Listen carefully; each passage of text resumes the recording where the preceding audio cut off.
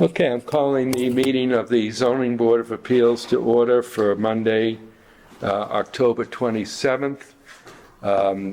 Present at the meeting are all of the full members and associate members of the board. Mr. Jones, Mr. Keeman, Mr. Curran, Mr. Travis, Mr. Kimball, Mr. Winnett, Mr. Blas, and myself, John Goldrosen.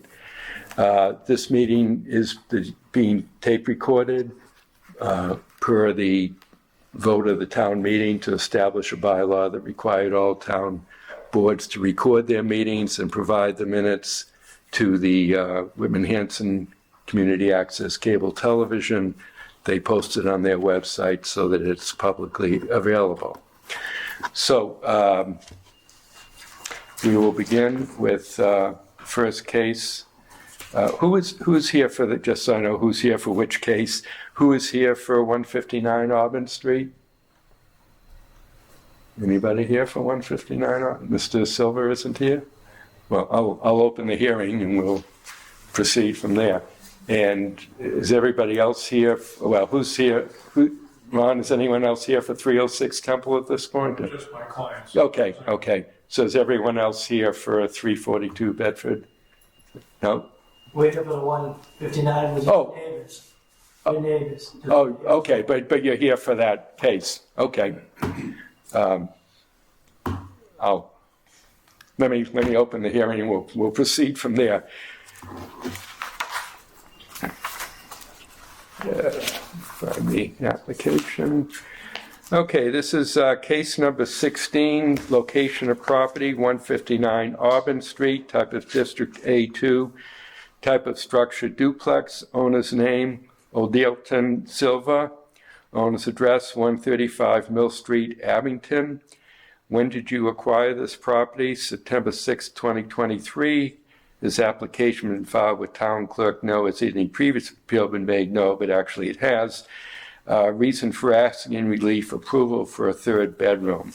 This case was advertised in the Brockton Enterprise on October 9th and October 16th, and as explained in that ad, the purpose of this hearing is to act on a request to modify the decision issued in 2024 to grant a special permit under section 240-5.4A8, which allowed the construction of a two-family dwelling, each unit to contain two bedrooms on the property located at 159 Auburn Street, as the applicant now wishes to have each unit contain 3 bedrooms.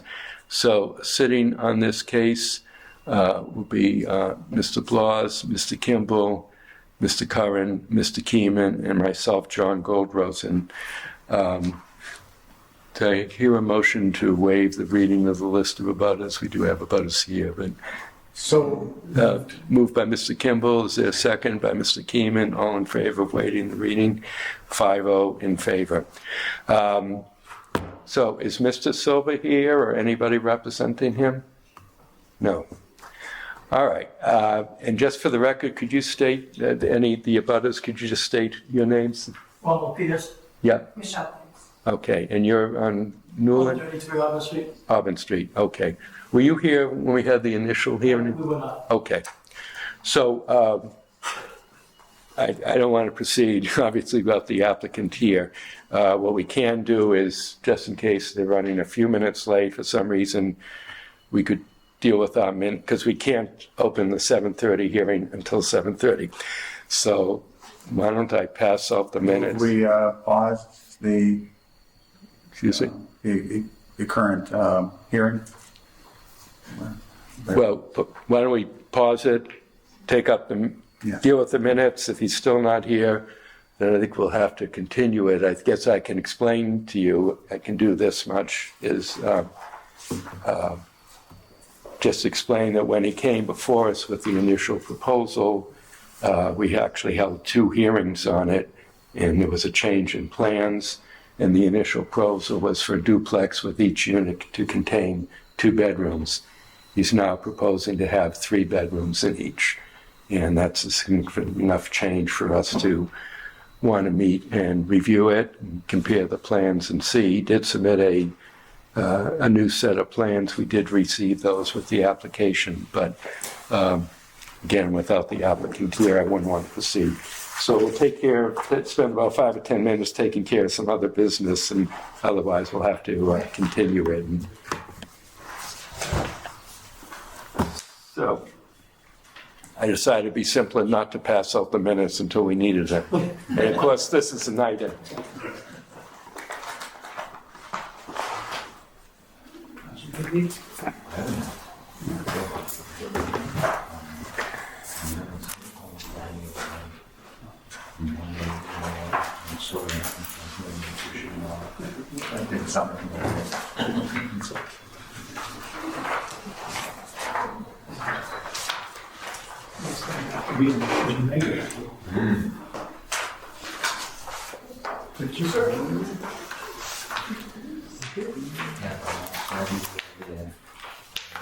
On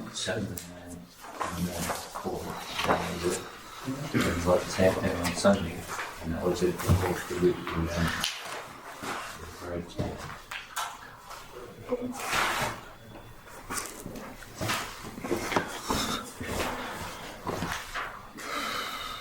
Okay, so these are from the October 6th hearing, and so the members present at, let me start with these from the most recent meeting. So that was myself, Mr. Blas, Mr. Curran, Mr. Kimball, and Mr. Travers were present. So first, the minutes for case number 14306 Temple Street, which is the case that we've continued until 8 o'clock tonight.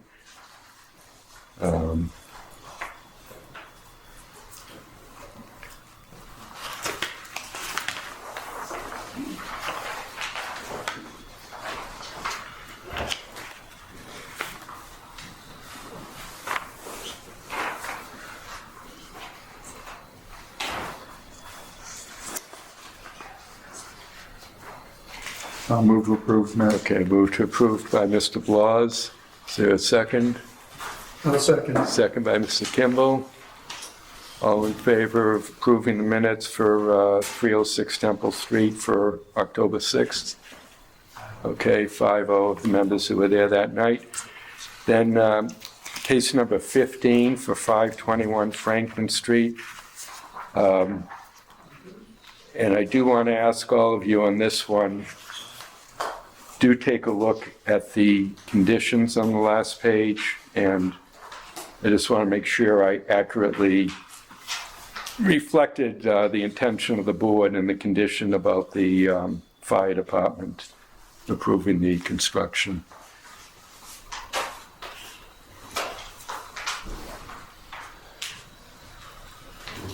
John? Yeah. No one, is it 521 we're doing now? Yeah, 521 I'm Franklin. not here for that. Right. So this would again be myself, Mr. Blas, Mr. Curran, Mr. Keeman. Oh, you weren't there. Who was the fifth person here for that one? Were you? No, you're not. Bob Kimball. Yeah, I go through it. All right, so I'll correct that. Instead of Robert Keeman, it should be Robert Kimball. Robert Caves, if you get. Too many Bobs, too many Ks.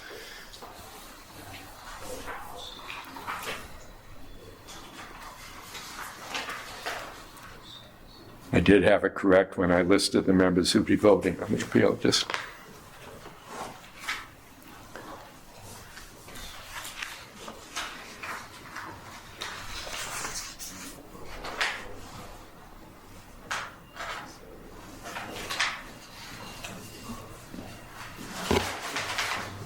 Motion to approve. Okay, Second. okay, and did I accurately reflect I that? believe so. Okay, let me let Mr. Blas take a look, because I want to make sure. That's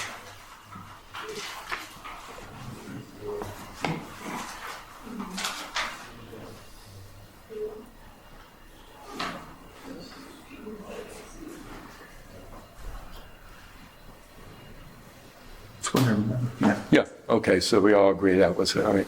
So, again, who made the motion? Just a, Mr. Travis, second was by Mr. Kimball. All in favor of approving? 5-0.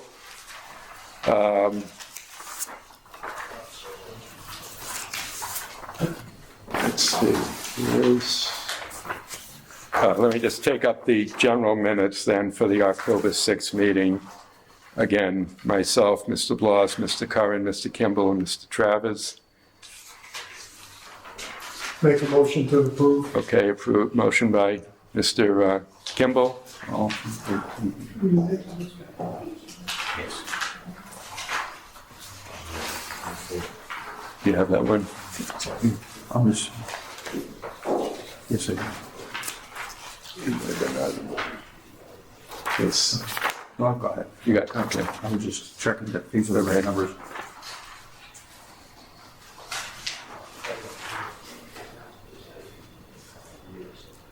Second. Okay. Again, I'm just going to repeat to make sure I have it on the table. Do we have a motion on this? Motion by Mr. Kimball, And second by Mr. Blas. All in favor? Okay. And then we have the minutes for the meeting of September 22nd. 3, 4, 5. So just, I'll just ask the 5 regular members to vote on this, myself, Mr. Blas, Mr. Curran, Mr. Kimball, and Mr. Keeman. That was one where we just had an informal discussion on 185 Franklin. We appointed Mr. Blas to the Economic Development Committee, and we approved the reorganization for 2025, 2026. Make a motion to approve. Motion by Mr. Kimball. Is there a second? I'll second. Second by Mr. Blas. All in favor? 5. Okay. That takes care of that business. So, again, I'll ask, is Mr. Silva or any of his representatives here? All right, so I think we have to continue it. We certainly can't, I don't want to act on him without him being here. Could take a vote. Yeah, we could do that, but only fair. I will, so as not to inconvenience the abutters who have come here, if you had particular questions that we could address, or we were just concerned about the parking, and it says a 24 by 24 foot garage. yeah, okay, then we're going to take. I'm going to suggest a date and a time to continue it, and if you can come back that night. Okay. I think that's what we'll need to do. And sorry that you're inconvenienced by them not being here. I was going to suggest actually that we have a meeting, although we don't have any other new cases pending. I thought we should have a meeting on November 17th anyway to discuss bylaw changes and just take care of any other business. But now we'll potentially have a case. So I'm going to suggest Monday, November 17th at 7 p.m. Does that work for? Okay. All right. So can I have a motion to continue the hearing on 159 Auburn Street until Monday, November 17th at 7 p.m.? I'll make that one. Motion by Mr. Kimball. Is there a second by Mr. Curran? All in favor? 5-0. Okay, you won't get another letter on that, so Monday the 17th at 7 p.m. Thank you for coming. All right.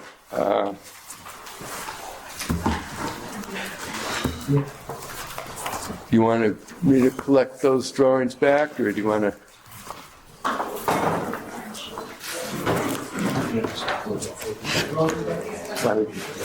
Jim, why don't you take this back?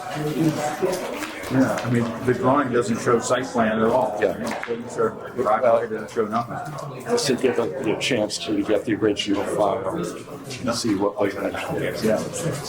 Mr. Chairman, Okay, we cannot take up the 7:30 hearing until 7:30 arrives by rule.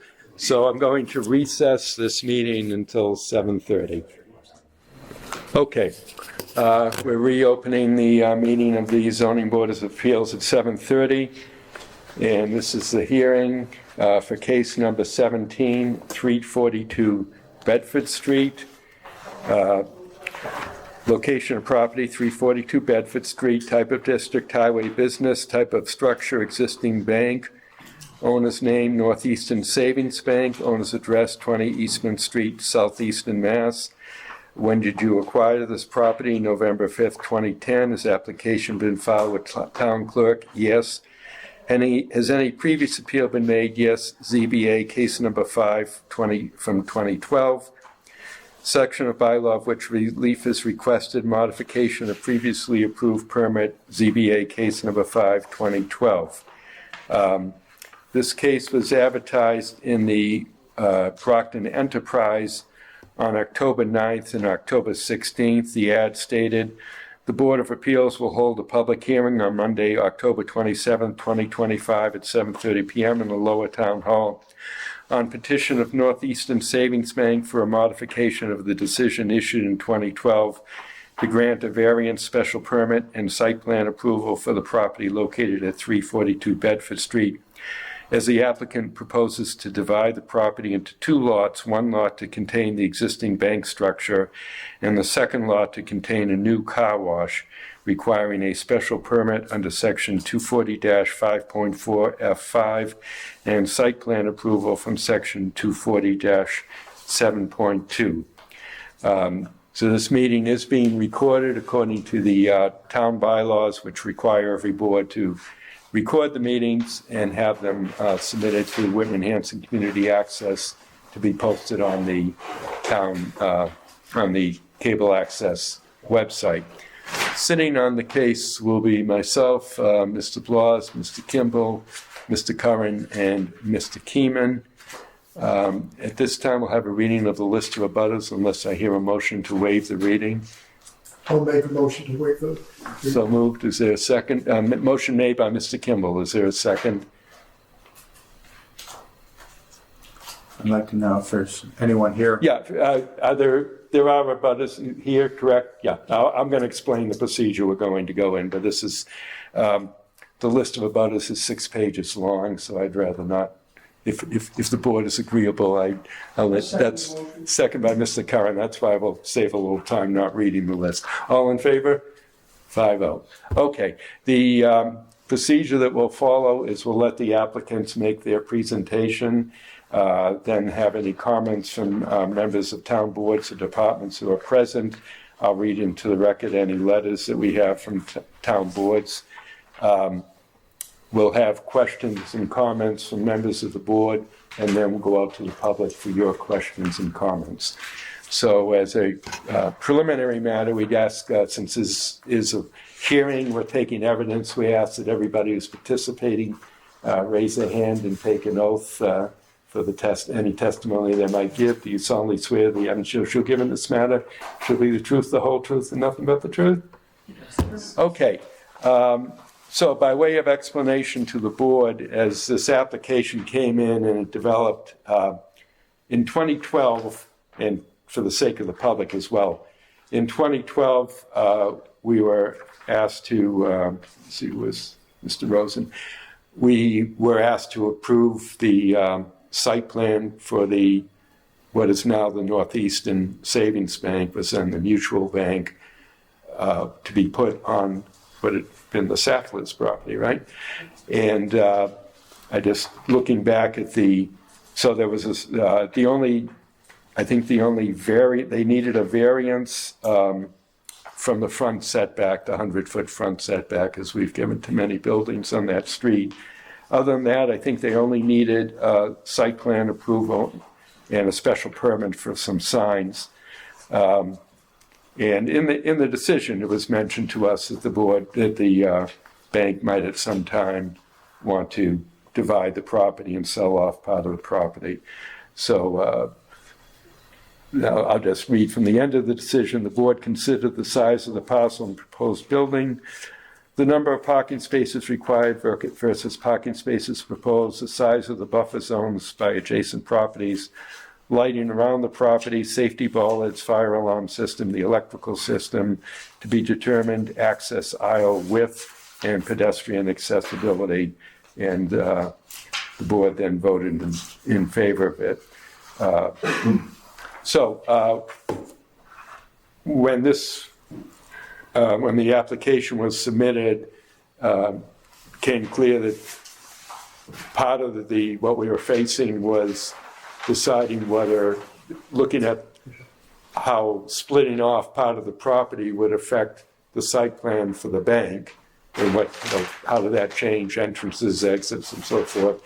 And then the second part of this was approving the proposal for the use of the new parcel, which is for a proposed car wash.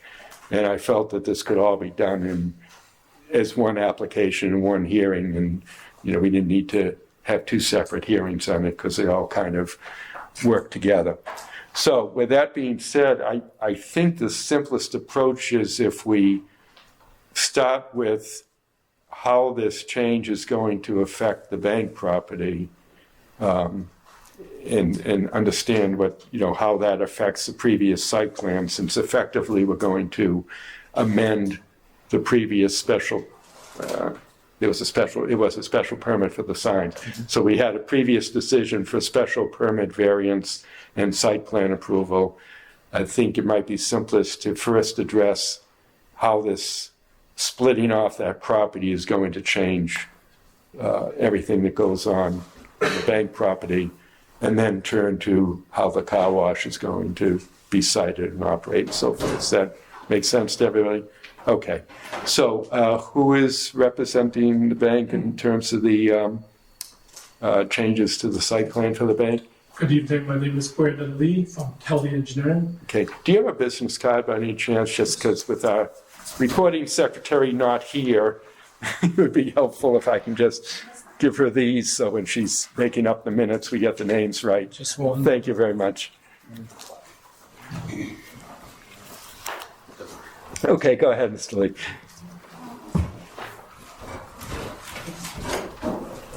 I'm here with Charles Berkeley from Northeastern Savings Bank. I'm also here with Paige from CESO and Jason Rice from Hang Ten. The Northeast Savings Bank is located at 342 Bedford Street. It's located in the Highway Business District. To the north is Auburn Street, Route 14. To the east is Route 18, Bedford Street. And then to the south is a medical facility. The lot was previously subdivided into two lots, Lot 1A, where the bank is, and Lot 1B. This was done via A&R, will not required through the planning board a few months ago. So that was already done, okay. Yes, that's already been completed. So we're here to modify the previously approved zoning board of appeals permits from 2012 by subdividing the property into two lots. The parking changed on the lot from 47 spaces to 34 parking spaces. The zoning requirement is still met. The zoning requirement is 20 parking spaces.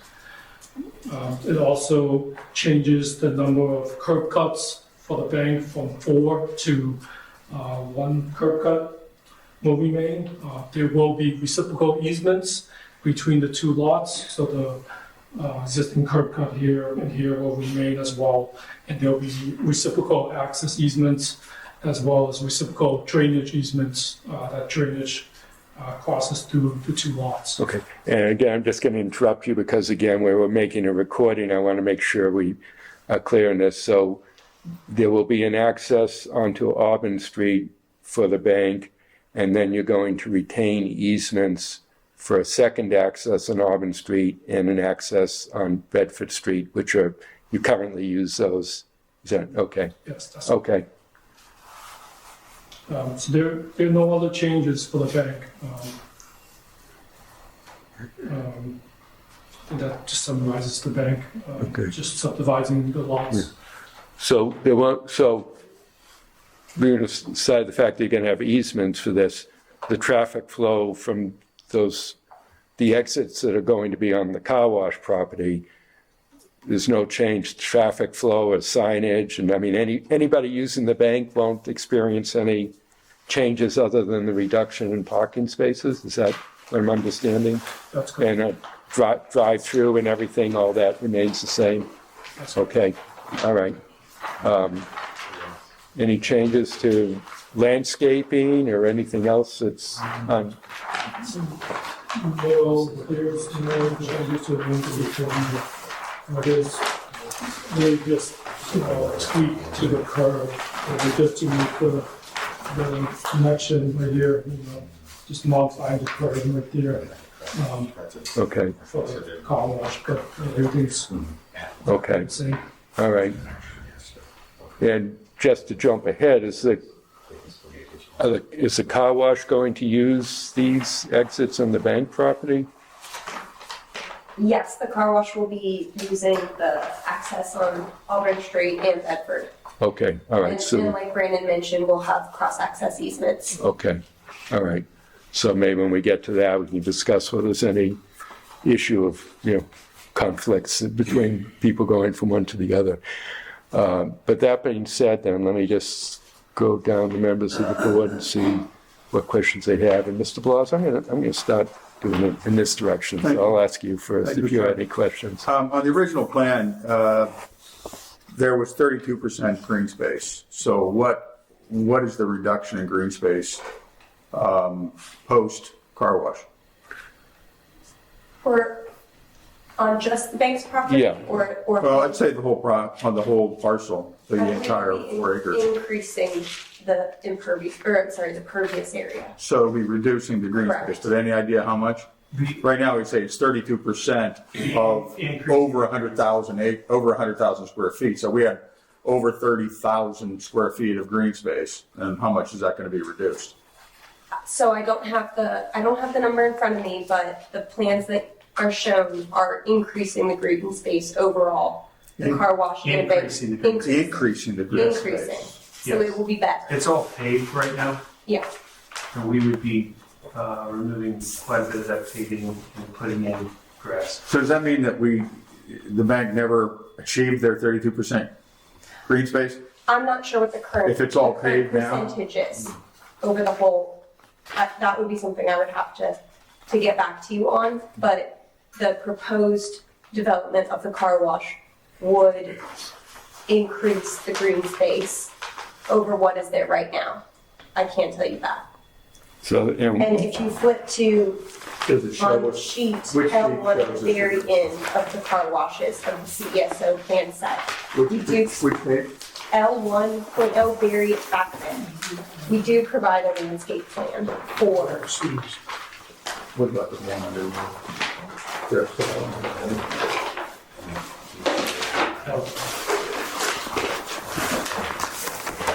Okay, so the dense wooded area in the back is going to remain. Correct. Will not be paid. It's not paved now, though, right? Correct. It's not paved now. It's it.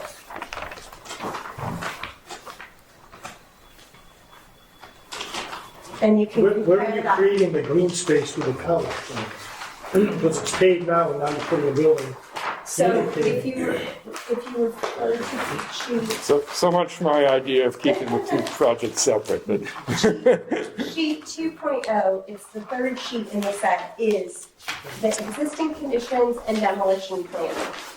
So right now that shows this path area that is in here. That is the current asphalt on property.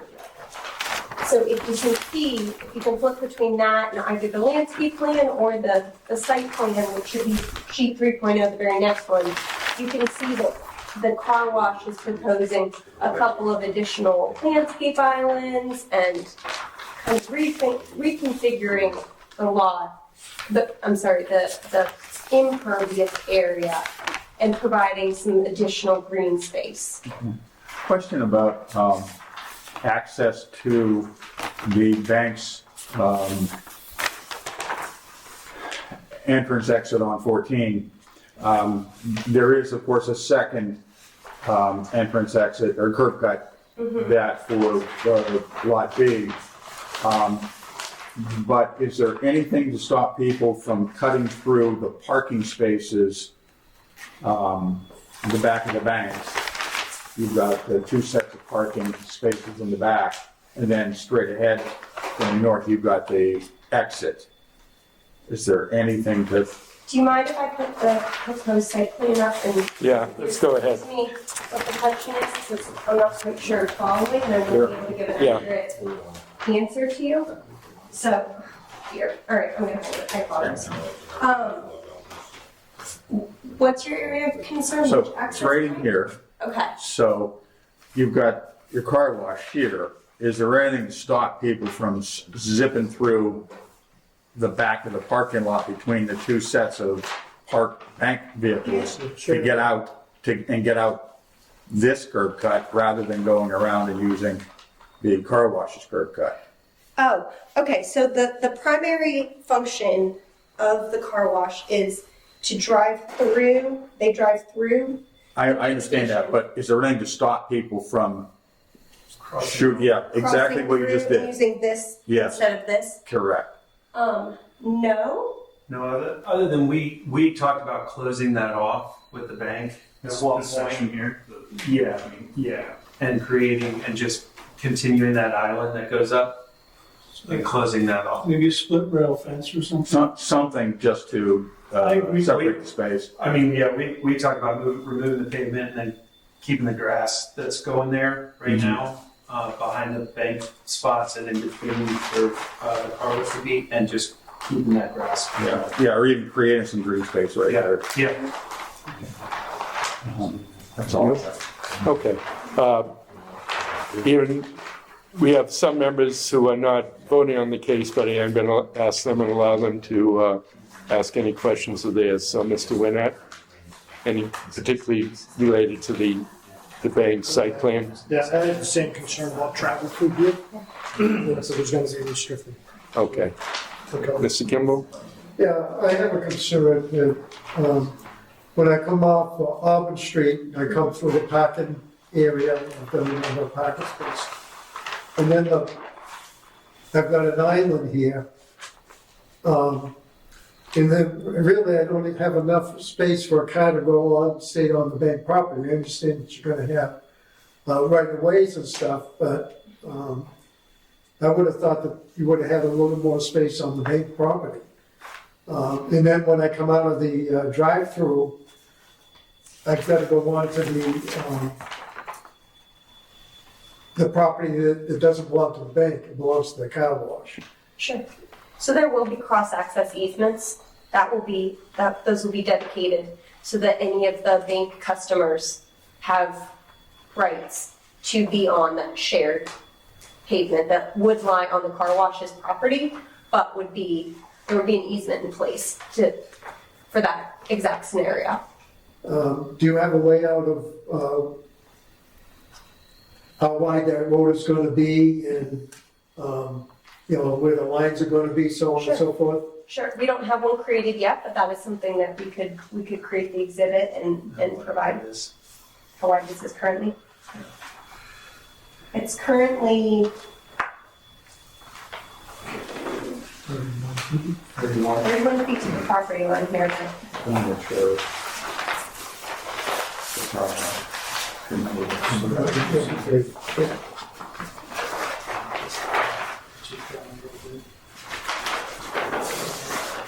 24 feet. I think that's 24 feet. So the drive, if you look at, yeah. So this drive here, I believe is 24 feet. So it would make sense to make that a 24-foot easement across here that extended up to the property line. So that coming off here, they would have equal rights. I just have a concern there that people backing out of the vacuum area into an area that's used as a street, as opposed to other car washes that back into a parking lot or something. So that's a concern. Understand. Thank you, that's all I have. Okay, Mr. Travers? No question. Okay, Mr. Curran? I'm not clear on the separation between the car wash property and the bank. Is it your intent to have green space there now, or is that all paved? She sheet 3.0. Your space, got it. We're on, they have no idea what's going on. So this is gonna be all paper. The hatching is just the new pavement that will be constructed by the car wash. So this is all pavement here, So is it the Right. plan to allow joint access? I mean, yes, go from one business to the other? yes, And that was part of the original design? I'm just wondering if maybe Yes. you could add more green space and reduce that to maybe 24 feet wide to get into there? So in other words, if you were to just come at the end of this aisle, right straight in, and then maybe make more green space? But Okay. in other words, I don't have a problem with you going from the bank to the car wash, but do you need to have it the whole way? Yeah. circulation, I mean, we could take it, There's going to be take a a lot, look. right? Yeah. I mean, but- It currently is though. So right now, they will be essentially driving, if you come in and off of Harbor Street, you'll be driving right in front of those vacuums to go into the main building at the back. Unless you, Okay, I think, folks, I know I'm getting confused, and obviously my original idea was not a great idea. Are there any other questions in terms of the bank and the adequacy of parking or access to the bank itself? And because if not, I'm going to ask the representatives for the car wash to make their full presentation. I'm okay Because with the subdivision, so, yeah. Anything, Mr. Keeman, anything? No. Okay, Mr. Jones, okay. So let's jump ahead to, because obviously, yeah, I think I had expected that the properties were being fully separated, and that's not exactly the case. So could the representatives for the car wash introduce themselves? Again, if you have business cards, give them to me. And you go ahead and make your presentation first about the layout, and then you might as well go ahead and present on just how the whole thing's going to operate, and then we'll have further round of questions. Sure. Yeah. My name is Jason Rice. I'm with Paint 10 Car Wash. Just to give you a quick background on the car wash, and I'll let Paige talk, who's our engineer. We're an express car wash model. We are using cutting edge technologies. We're always updating what we're putting in, so we're reclaiming about 60 to 70% of our water. The soaps that we're using are clean soaps. And then, essentially you come in, you've got pay stations, and then we have like a pay door, kind of like Chick-fil-A has put in a lot of places. And so you'll be greeted by one of our employees to either sell you a single car wash, or we have a membership model. And we have 2 levels of the membership model. 8 levels and just 2 levels. You have your basic, or you have your, everything you can get in a car wash. You pull around, go through the wash, it would go on a conveyor belt, kind of like your people movers at the airports, but you don't have the old school tracks that you pull your tires in. These are wide like this, and you just pull your front tires, put it in neutral, and then it just pulls your car straight through. So you can use any kind of rims on these washes, which is why we do it the way we're doing it. And then you pull back out, and you have an opportunity on this site plan. We've got vacuums towards the Auburn side, and we have vacuums towards Bedford side. Free vacuums for our members to go use. And then if you are our highest membership, we also have 2 rooms that we have a dog wash in each room. And so you can use that dog wash. It again has water, soap, food, and then dryers for your dog. But it's an enclosed room. You take your dog, put it up in there, and then. But that's just for our highest membership level. And then we'll also have mat washers. So if you want to take your mats off your car, we'll have 2 rooms where you've got sinks to spray off your mats. But that's essentially who we are and what we're doing. Just to give you a picture of that. And You say it's Paint 10 Paint 10. and serving? Yeah. When you said dogs, like the animal. Dog. Yeah, the owners of the company, the one owner actually owns in another company they do like dog, like where kennels, called kennels anymore. It's like a dog hotel now, I think. But there you can take a dog, and they've got a whole salon thing for the dog, but you can leave the dog there for a few days. So they're very pet friendly, and so we wanted to differentiate ourselves. And so the dog washers are really, I mean, they're state of the art again, but it's like it's got a whole wash basin. You get your dog up in, you close the door. It's got the spray handle, and you select, whether you're pre-rinsing your dog, and then soap and flea, and then you can dry your dog off right there. So. Okay. All right, Paige, you want to introduce yourself, please? Yeah, Paige Whitman with CESO. I'm the engineer for A10. Do you have any questions about like, the function of the car wash? I've got one question. Yeah. How many cars can you put through an hour? No, it's a serious question. Yeah. So typically, the length of your tunnel tells you the number of cars you can maximize. So if you're running it as fast as you can, which we don't, so our tunnel is 120 feet, so you could run 120 cars if you really wanted to. 120 cars an hour? Yeah, you could. Do we ever? No. But you could. I'm just telling you that's what, Okay. if you turn that belt all the way up, and you're also not going to get a car that's as clean as what we do, so we never run them at full go. So it's 30 seconds. So it's a 30-second cycle. Yeah, well, it's just because you're stacking your cars up. So, you have 10 feet between the car. Oh, okay. And so so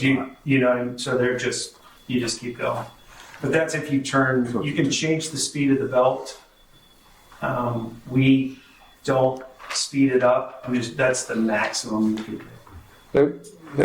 Let me have Ms. Widener make her presentation, because it may be, I think once I understand the site better, I'd be better able to ask questions about the operation of the car wash. I'm just going to go through kind of the site circulation and everything, and then if you have any questions. So thank you, Brandon, for introducing. So we'll be having the Auburn Street entrance, this whole area here, as you can see on sheet C3.0, our site plan, is going to be our vacuum stations. And then so our customers could either stop there, or typically they go through the car wash first and then go to the vacuum spots. But they'll come through, you can see the one-way to the south, they'll go through the pay stations to the south, come up either, go through the bypass lane in the rare case that they change their mind for whatever reason and don't want to go through the car wash. But typically they would take a left and go through a car wash and then exit out here and either go kind of north to one of those vacuum stations, or take a right out here and go use one of those vacuum stations, or exit the site. We've got a sign, we've got dumpster, a couple of vacuum enclosures that service those spaces, but there's sidewalk throughout the site, and it does connect to your public sidewalk off Bedford. And lighting, and I think we've already gone through the landscape plan. We will be having a drainage easement with the bank, because all of the structures and pipes are connected. We'll maintain those connections with obvious moving them for elevations that work for the new design, but we'll have the same outflow location. Right, okay. I think that was all I have, unless which I'm sure there will be questions, but. Could you just explain the structure itself that you're planning on building? The car wash itself? We have a pre-engineered steel building that we purchased through a company called Car Wash Buildings. So all the steel is manufactured in their warehouse out west, and then it's shipped out. And then it's got infill walls. We've got brick all along the bottom, and then hardy board above that. Part of the tunnel that faces the vacuums, so that would face towards Auburn, is glass, so you can see into the wash. And then the roof is a polycarbonate roof that's on the top of curved sheet.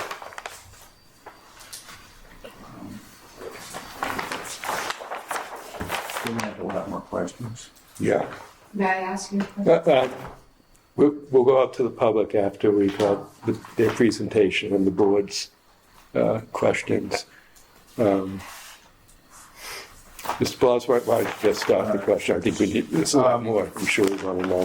What is the, like noise? So tell me about, what the neighbors should, not that there's a lot of neighbors there, but what would that area decibel wise for these car wash, for the vacuums, the car wash running, that sort of thing?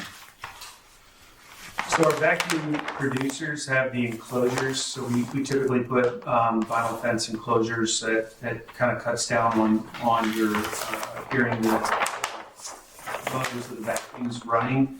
You will hear, much like if you turn your vacuum on at home, when you take the hose away from the plastic holder, you're going to hear the sucking noise, but that it's not going to travel probably more than 20 or 30 feet. Right, And then in the tunnel itself, at the exit of the tunnel, which is towards the rear of the property, is where you would have more of the noise, which is the dryers running. The way our wash works is our dryers are actually about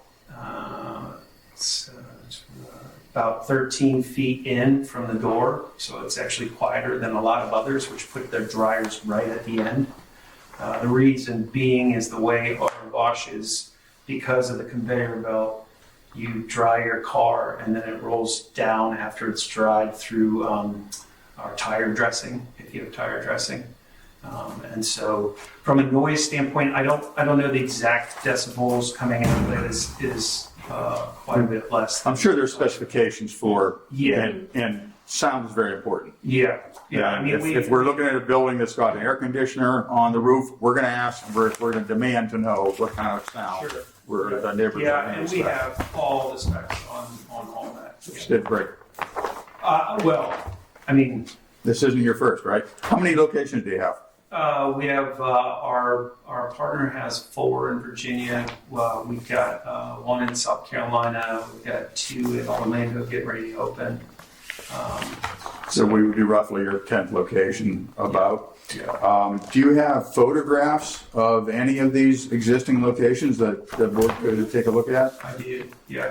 That'd be great.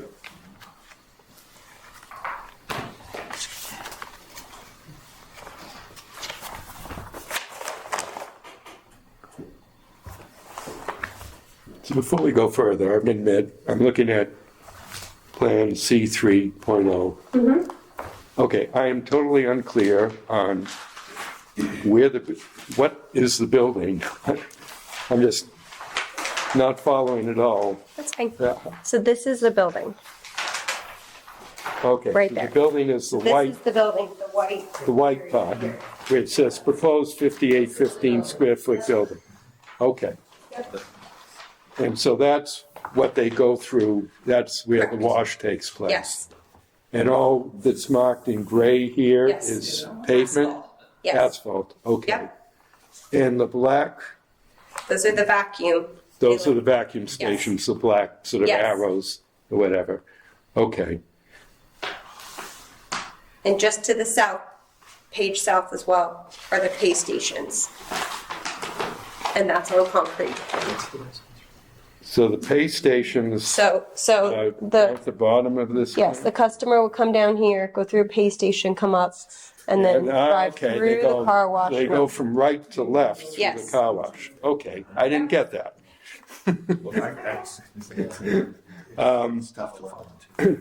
And that's why they have a choice of going either Sure. towards Auburn Street or towards Bedford Street to the vacuum stations. Yes. And so they can, but had you said that the Auburn Street entrance is entrance only? Or is it two-way on each? It's two-way on each, and we do Okay. have a permit application for the DOT. Okay, all right. Yeah, are those existing curb cuts though, or are they? Yes, they'll be slightly modified, but So those are the existing Yes. bank curb cuts, you just have to Yes. modify them and go to DOT Yes. for that? Okay, Yes. all right. So again, I think it's worth noting for the sake of the abutters as well, that the building itself is towards the southern side of the property. Is that the building to the south of that, is that the medical building, 312 Bedford? Yes. Yeah, okay. Yes. So the building is close to the medical building, Yes. not close to Auburn Street? Correct. Yeah, okay. Correct. Okay. All right. Now I understand this a little bit. Thank you. There's a second, or I guess it'd be a fourth existing curb cut on, which were a second curb cut on Bedford Street. Is that going to remain the way, it's not shown as a curb cut on the plans, but it's there? Is may I ask if it's on the, what will be the bank's property or the? No, it's back here. So if you. Oh, here. Is it here? Because we're Right planning to here. close that, Yes. yeah, that's So gonna you be plan to closed. close that? Yes. Okay. Okay. Yes, Okay. that's here. Okay. Mr. Blas, you want to proceed? You said? I think that's that. Okay, Mr. Winnett? You talked about sound, how about lighting? Some of the car washes nowadays, And hours. what about the flashing lights? Yeah. There's music blaring. So if you can see sheet C 9.0 is right to the link, we plan to do our sheet. We've got a photometric plan, and that shows the lighting level at nearly zero along the whole property. You know, the whole thing. Yeah, so this is a Monroe location. Notice along the To give you property an line, area. and that's within Absolutely. Okay. light at property line for your space.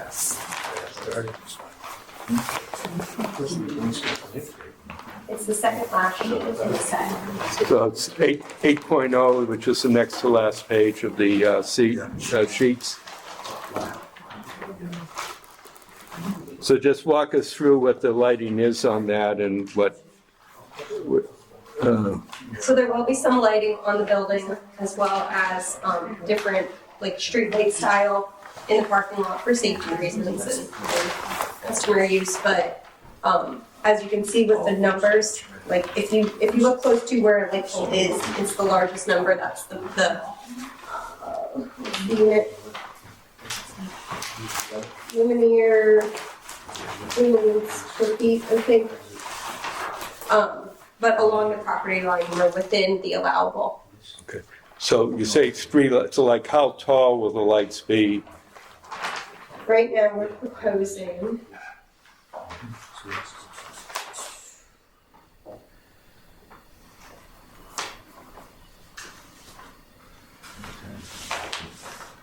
I'm sorry, I'm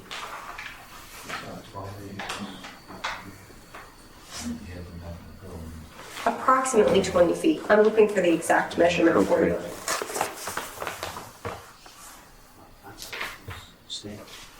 I guess my question would be, why do they have to be that high? It just seems if they're that high, there's more dispersal of light. So they are engineered to be the type of lights and the type of covering that they have are very intentional and strategic. Okay. And where on the property are the lights? I'm thinking in terms of particularly Yep. impact on neighbors. So if you look at sheet 3.0, we've got them labeled with the coded note 9 and an image. It's a little bit harder to see with all that's going on in the photometric plan, but they're typically on the back of curb if you can kind of follow the curb line. Okay.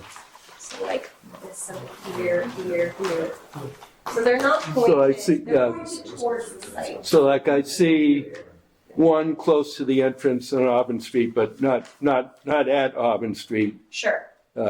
towards the beginning of the pavement. Then there's one on sort of the west side of the property, couple on the south side towards the medical building. And I see one like on the north side of your property, close to the bank property. So really only one that's, say, close to Auburn Street. Okay. I think we probably want at least a condition that they're shielded so as to direct the light downward. That's sort of a typical Yes. thing. Okay.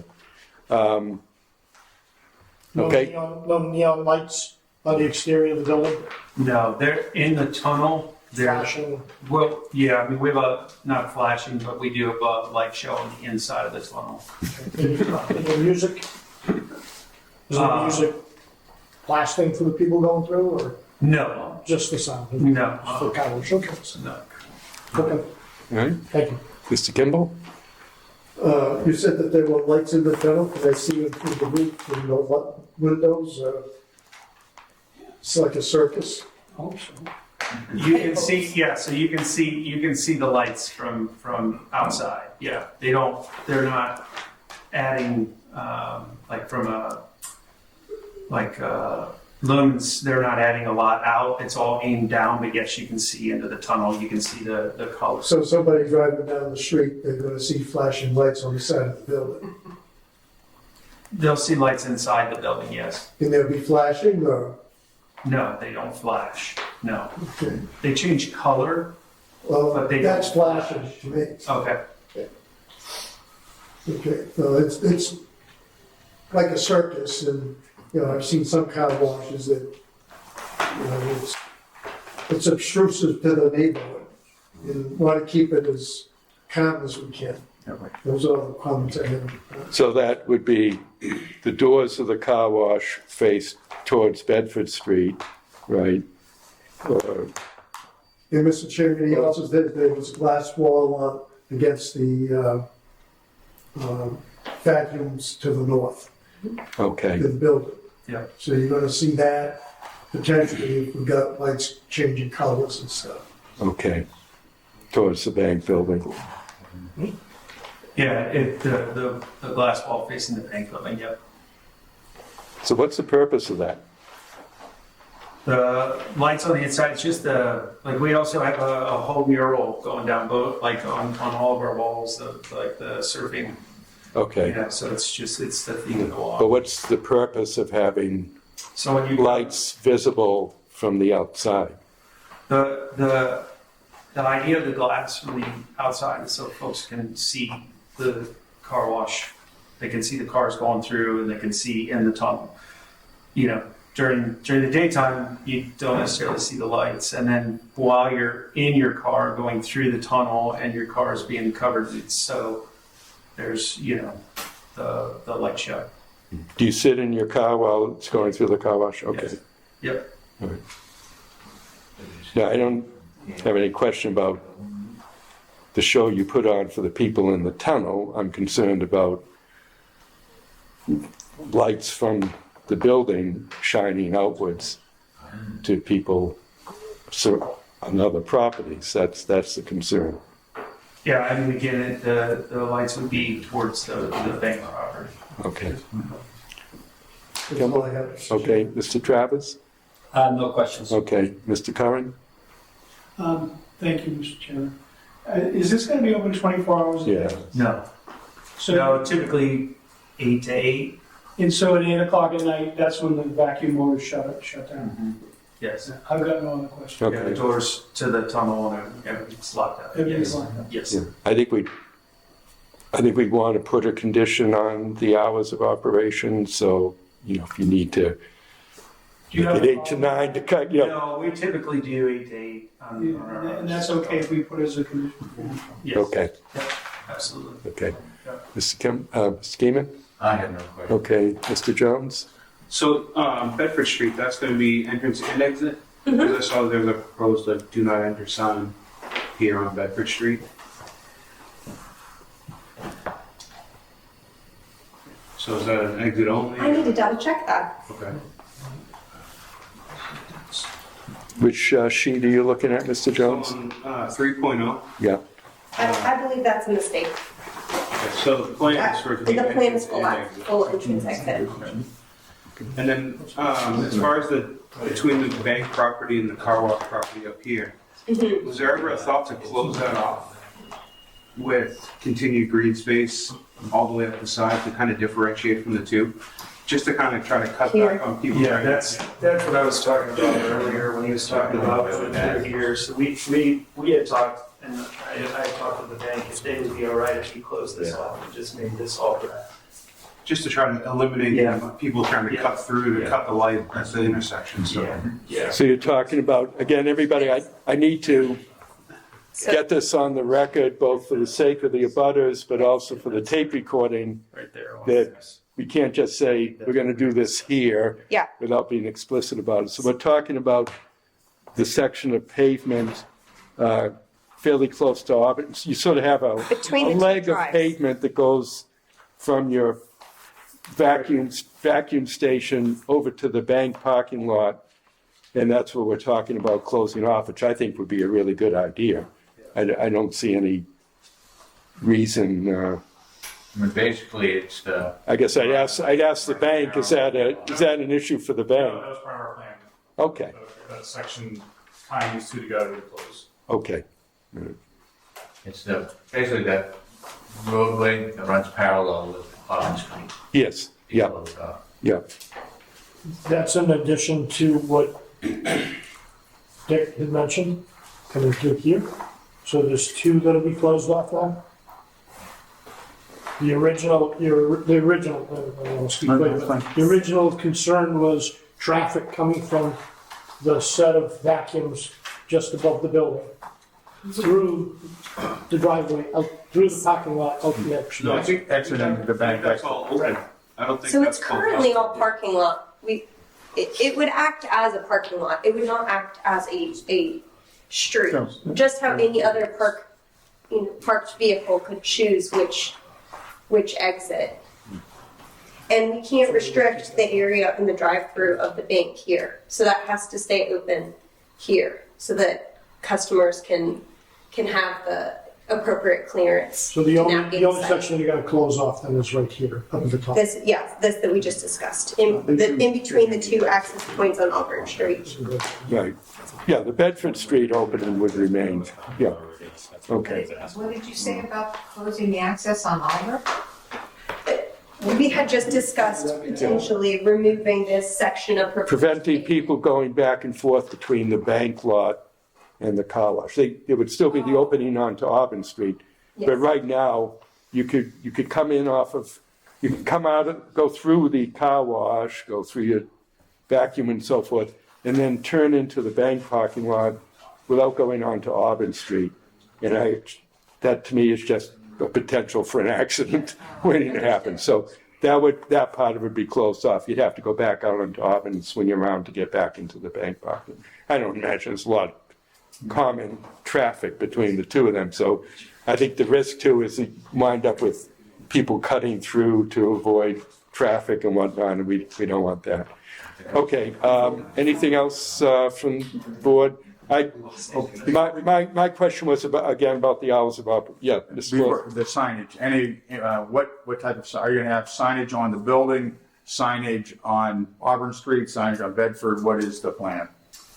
So typically we have signage on the building, and then we would want, if we could do two smaller monument signs or just one monument sign, we would do, probably choose one on Bedford over one on Auburn, I guess. But I would think that would go through all the, whatever the sign ordinances are, and our sign company does all of that separate from and follows whatever those regulations are. And would the sign on the building be illuminated at night? Yes. And would it be shut off at 11 o'clock at night? I don't know. I We can don't. check. We do have in our bylaws, I'm gonna call it an ordinance, but that lights are supposed to come off at night. Okay. Yeah. For a lit sign. Yeah. Yeah. Just real quick. So was just talking to Chaz and Brandon. So if it would feel better, I mean, the bank is okay with closing off this and just having this be a parking lot. Right here. Yeah, close this. Sorry, I just brought it up. That's right. Here. Sorry. But somewhere in here, whatever makes sense to the bank, that they would have then just parking. So if anybody pulled in here, they would park and turn around and have to go back out, but this could be curved off as well. If that was, yes, somewhere in here, where that would be. But that was just, So, all right, let me ask a few questions. So currently, what is the traffic flow for on the bank for the drive-through lanes? Which direction does that go in? It goes to the south. North to south from Bedford through the drive-through lanes towards Auburn? No, opposite. Opposite way, north to Face south. down. North to south. From Auburn Street through the drive-through lanes to Bedford, and that's why you need to retain the right to use the Bedford. And the flow into the car wash,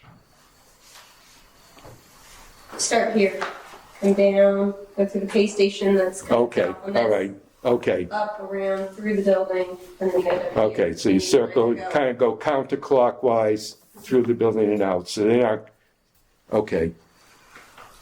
And so that there's a do not enter on the car wash Here. property at the edge of pavement, and that is, that's a bypass, that's our bypass Oh, here. lane.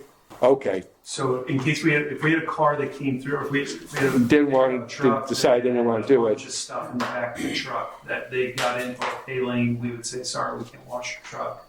They would go through the bypass, which is typically coned off, but, Okay, or if there was a bumper hanging off a car or, you know.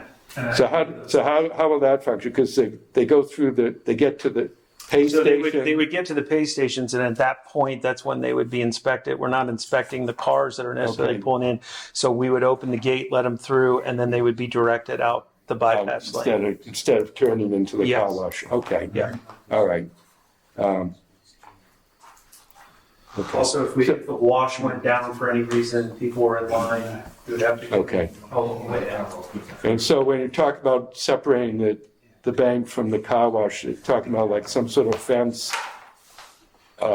This area here. yeah, sort of along the edge of the car wash pavement, running parallel to Auburn Street, but not so far as to interfere with the drive-through lanes. Right. Okay, all right. So hours of operation, how many employees are on duty then? This is a staffed, it's not an automatic. Right. Okay. Yeah. Yeah. So typically we're 4 per shift. Typically, Okay, 'cause we have you're part of the big Kahuna, which is our bigger one. You get free microfiber towel, and so if it's dirty, they're giving you fresh ones and then cleaning them. So, okay. And where is the parking for the car wash employees or anybody? over off the entrance off of Auburn Street. Okay, those parking spaces. Towards the bank property. Okay, I see that. Is one of those, well, I guess I'll turn to the building inspector in terms of adequacy of parking, handicap parking.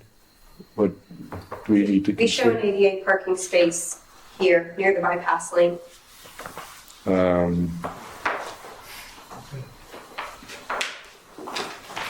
So where is that page? Yep, right here. Oh, okay, Yep. okay, yep. Near the Bedford Street entrance and exit, there's a handicap space there. And I suppose the customers, well, I mean, in a sense, all of these vacuum spaces are parking spaces, right? Correct. Okay. And you mentioned the dog wash, where is that on the property? Is So that if you the- notice, there's 2 like bump outs on what will be the glass wall. Thank you, Jason. What will be the glass wall side of the building? Does it here? Those are rooms. See the that will be doors here? accessible to Okay. customers. Yeah. So they're So it's attached little bump outs from the building, okay. this is the dog walk. What is the, This is the bypass lane. If a customer okay, came through, what is the structure that's just to the upper left or northwest, I guess, of the building? That's a VW van that is typically wrapped, and then We have one for every site. And then, like we've driven them in Christmas parades and stuff Okay. like that. So it's a decorative thing, okay. It is. It's, All right. it's probably a picture. What year van? I had a 71, so I had I think it's a 69, okay, but you might be able to tell if I show you a picture. But, okay.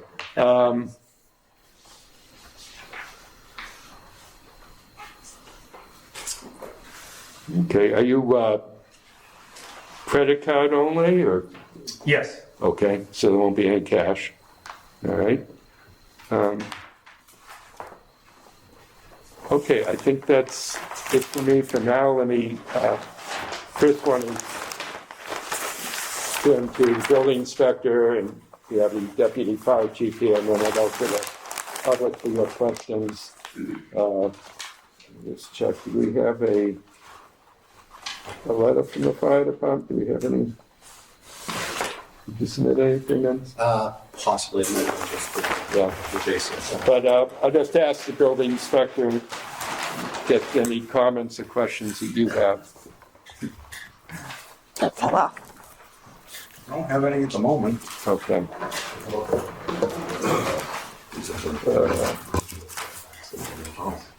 Okay, any? It's a little hard to tell because the windows are covered. Yeah. Okay. We all. Mr. Grasso, any questions? Just inquiring what size are the parking spaces? Oh, yes, what, QR code. That is Yeah. We drove it. 1850, We just said 12 and a half by 22.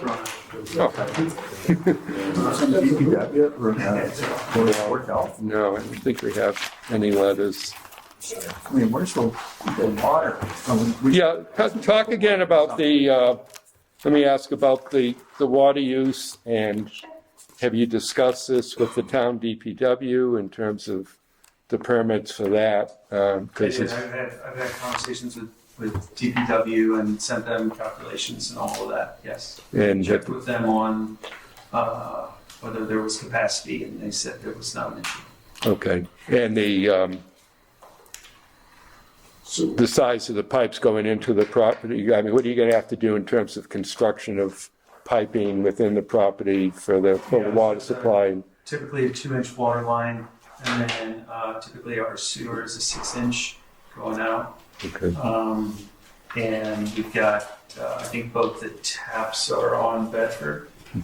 and what is the process that you follow to treat the water, pre-treatment before it enters the town sewer system? Yeah, so we have a 3-tank reclaim systems. They're 2,000 gallon tanks. And so everything from our tunnel, everything's contained in the tunnel, it flows into the tanks. There's a larger sediment tank, then it flows into 2 others with agitators, it goes back into our system. And so we continue to clean that until we can't essentially use it anymore, and then it would go out of the final reclaim into an oil and water separator, and then out into the sewer.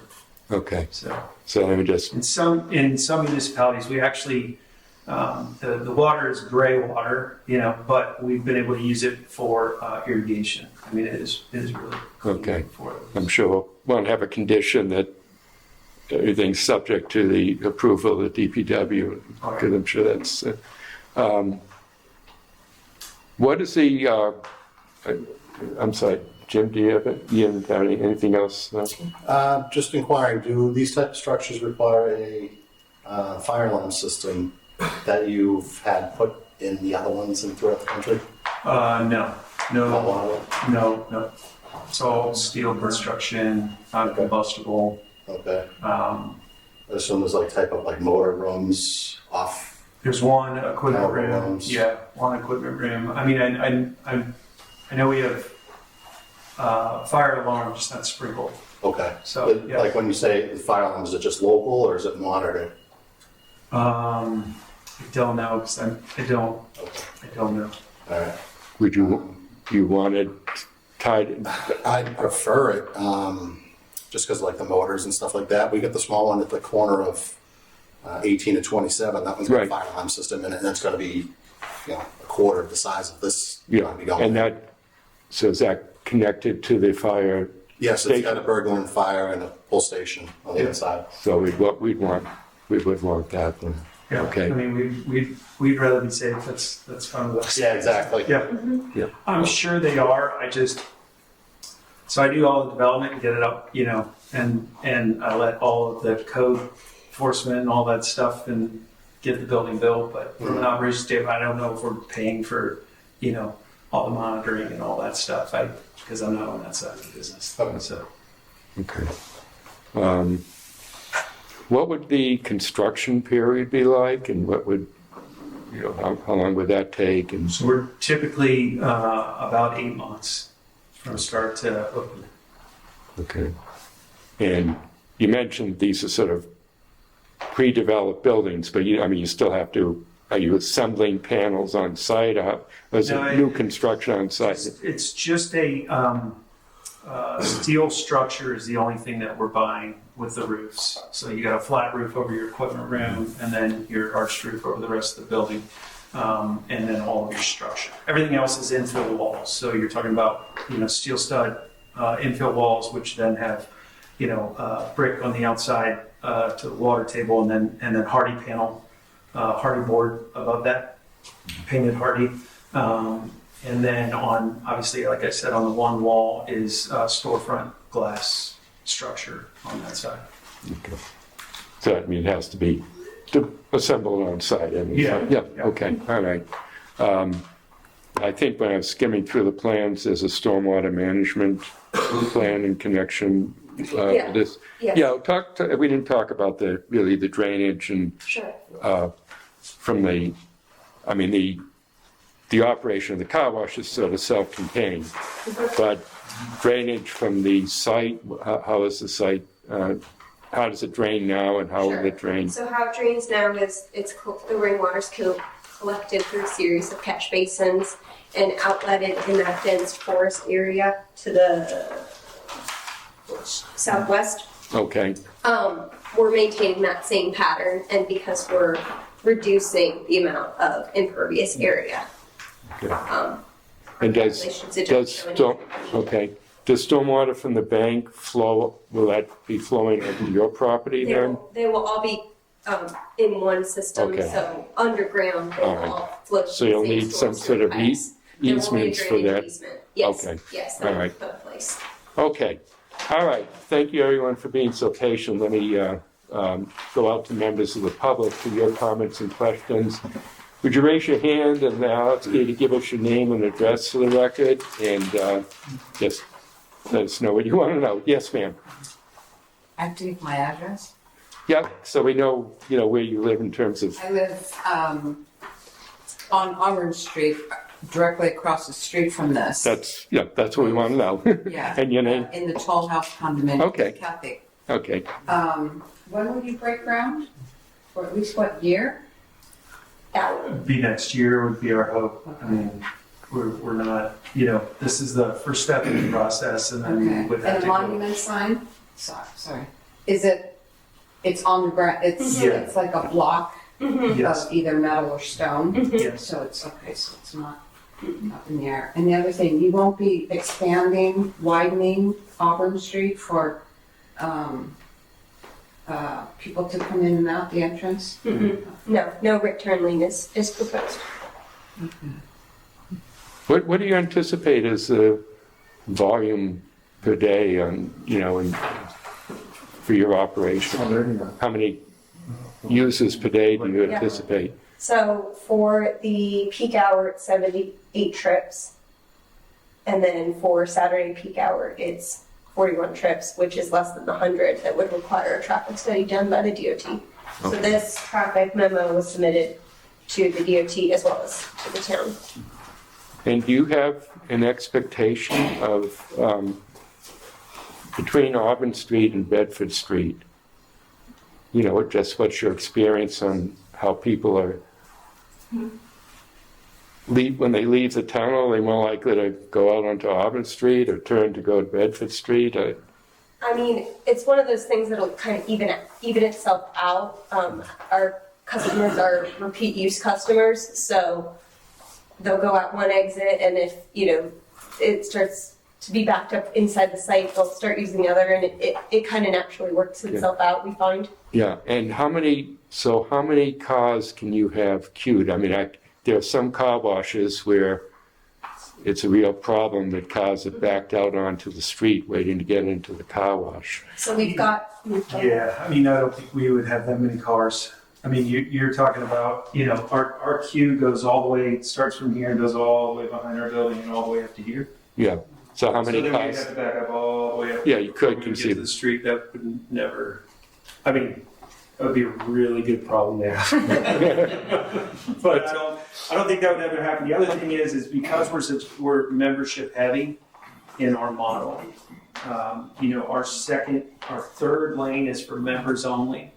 The second lane is members or for single use credit card, and the first lane is just single use. So the second two lanes, someone pulls up, their car gets red, and then they're just pulling through. So that keeps them moving through. So we typically are not having a huge backup. Okay. But is it 10 cars, 20 cars? Just how many could you accommodate is what I'm... Give me a minute, I'll do some math. Okay. All right, let me go out to other people for questions. Yes, sir, right here. Hi, my name's Chris McDonald, and I live at 501 Auburn Street, right across from where the proposed car wash is. And I had a couple of questions. I thought in the presentation it was unclear where the entrances would be, because you've got Bedford Street, that's Route 18, you have Auburn Street, which is Route 14. Where are the entrances to the car wash located? On 18 and 14?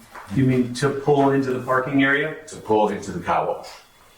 So To get a car wash. yeah, we'll be Okay. utilizing the open curb cut that's on Bedford Street, Okay. as well as the existing curb cut that's Yes, on it's- 14. The answer's And the both. bank will maintain this. So there will be a section that staff pointed, the board pointed out that Okay. will be added curb. So So on 14, the one where you go into the bank right now will remain there, the Yes. bank.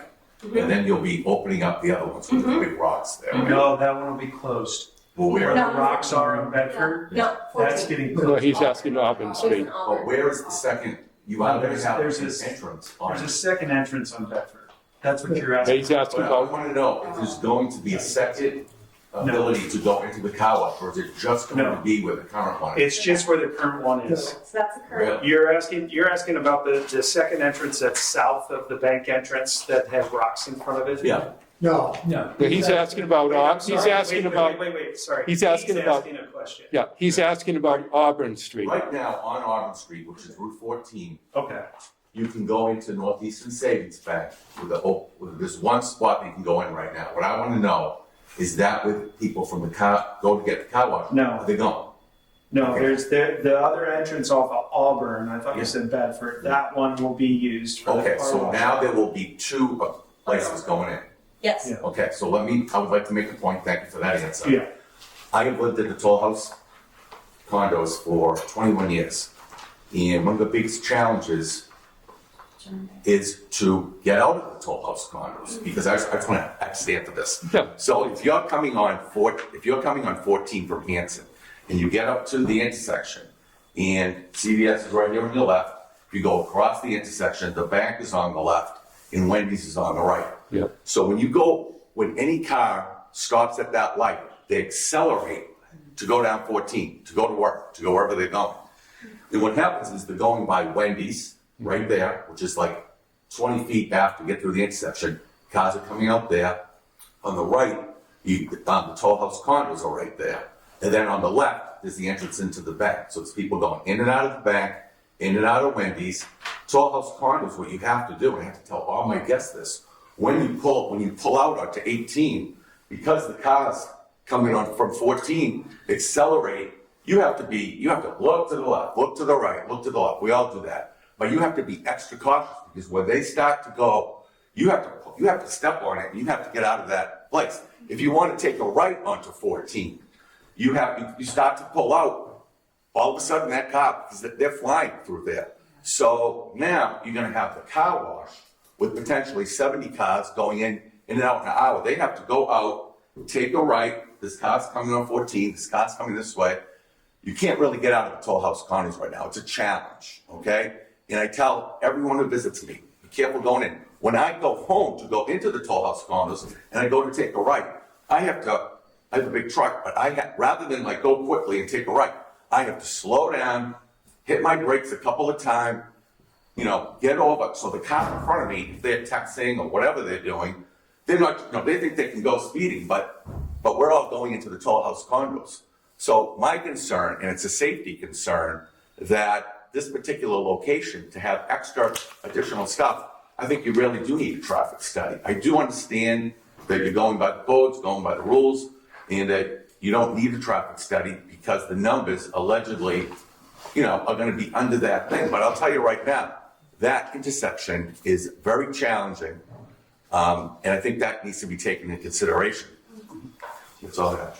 Where is the entrance to Toll House Village compared to the entrance to the car wash? This curb cut right here.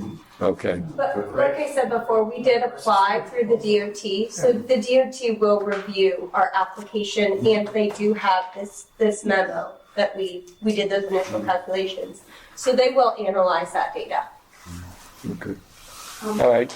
Yes, ma'am. Okay, Your name and address? my name is Mary Rabinovitz, and my husband and I also live in the townhouse, in the Toll House townhouses, and I agree, the traffic is already a nightmare, whether you want to take a right or a left, and it's just as bad on Bedford Street. It's so hard to be in the correct lanes and to be, trying to get where you're trying to go. And it takes a lot of time. My other concern is there are children, sorry, retired teacher, I have to talk about the children. There are children at the Toll House that catch the bus at the end of the main entrance.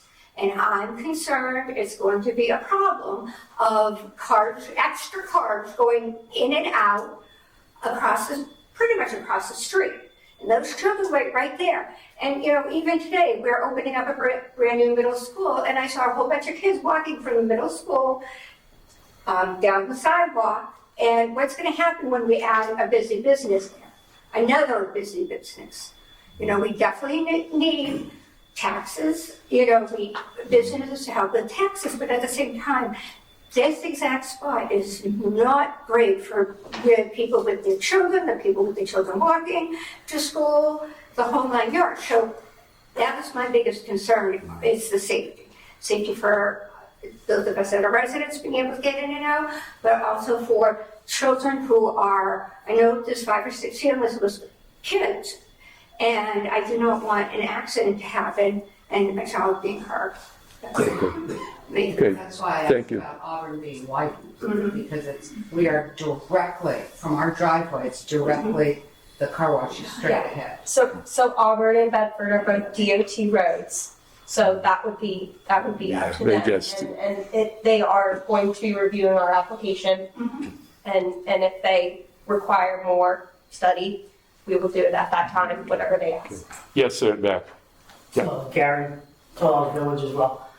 Couple things. One, that's a main road to the newly reopened Brockton Hospital. We hit ambulances, fire engines all day long. That's even more problems now with this business coming. My question, did you, any kind of a feasibility study? A half a mile down the road is a car wash. Half a mile down the other end of 18, another car wash. So you can have 3 car washes within less than a mile of each other. Are you going to be able to stay in business even if you do open? It makes no sense.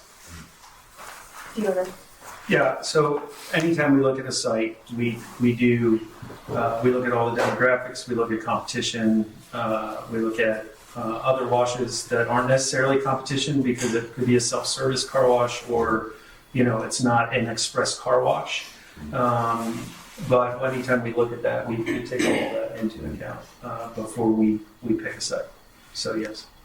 Okay. The brand new one on 18th, to let you know, sounds exactly what you're doing. They did free vacuums and free car washes for 2 months to get all the customers. And you have an express lane, you go in, it's similar, the lights, you go in very fast, they have them back to each other. And it seems like, I mean, I think, okay, I mean, I wish you well, but I think location, it's kind of funny that it's that close. I would check that one out because they're packed all the time. But it's even hard to get on that sometimes too. You don't have all these residential folks right around the corner, but there's people are going down 18 right and left. So it's a main road, but it's not near homes and houses and all other businesses with traffic. Okay. Anybody else? Yes, sir, in back.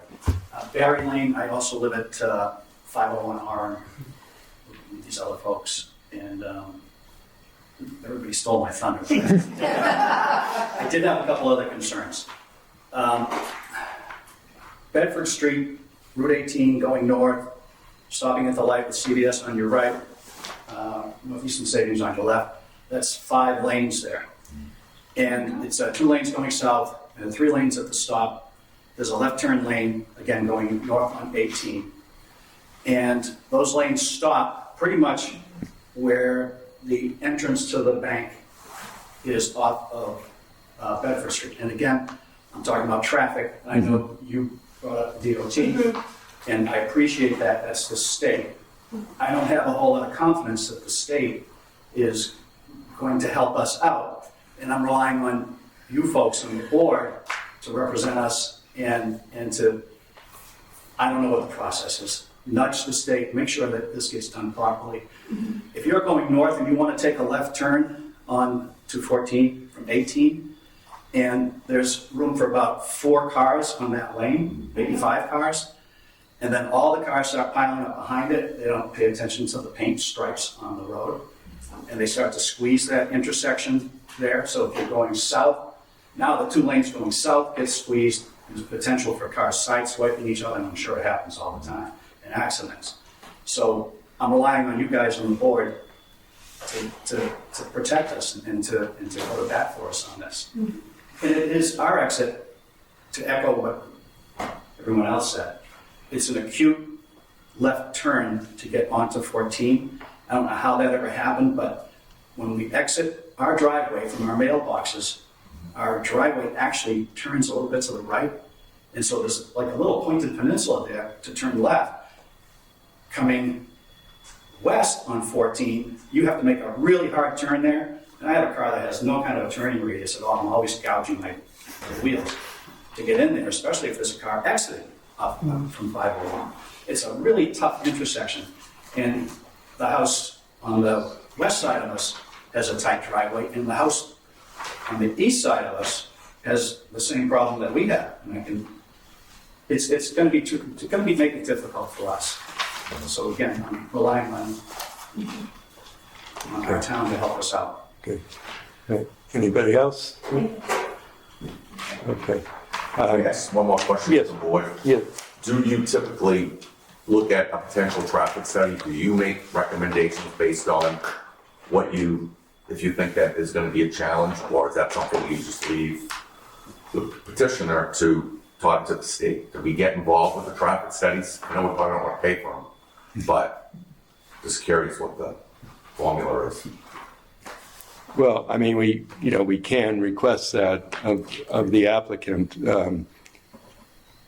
Have you done a traffic study? I mean, you have estimates about the volume. Traffic generation letter, and that was part of our application to both you and the state DOT. Okay.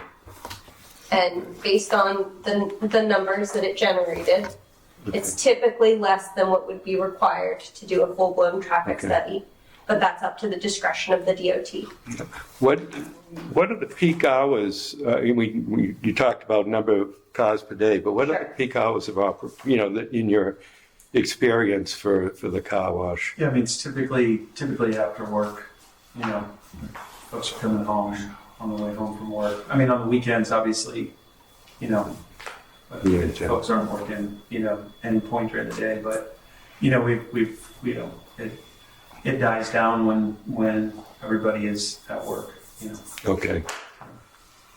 And do you have much, when you say you're opening at 8 in the morning, do you get much in the morning too? Do you have some peak? Yeah, you'll get some in the morning. It depends too on, depends, I mean, up here in the winter, you might get a lot in the morning, depending on, the snowfall the night before or salt or, whatever.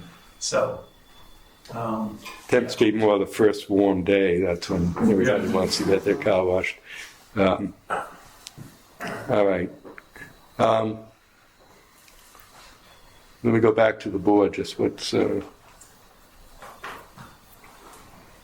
sentiment of the board? Well, just a question, and just something to quickly discuss. The thought of potentially having a right turn only on the Bedford Street exit. Oh. And would that be appropriate?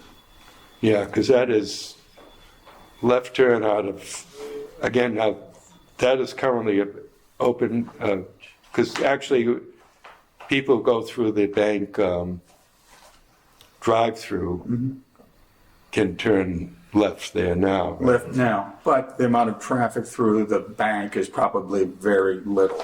Yeah.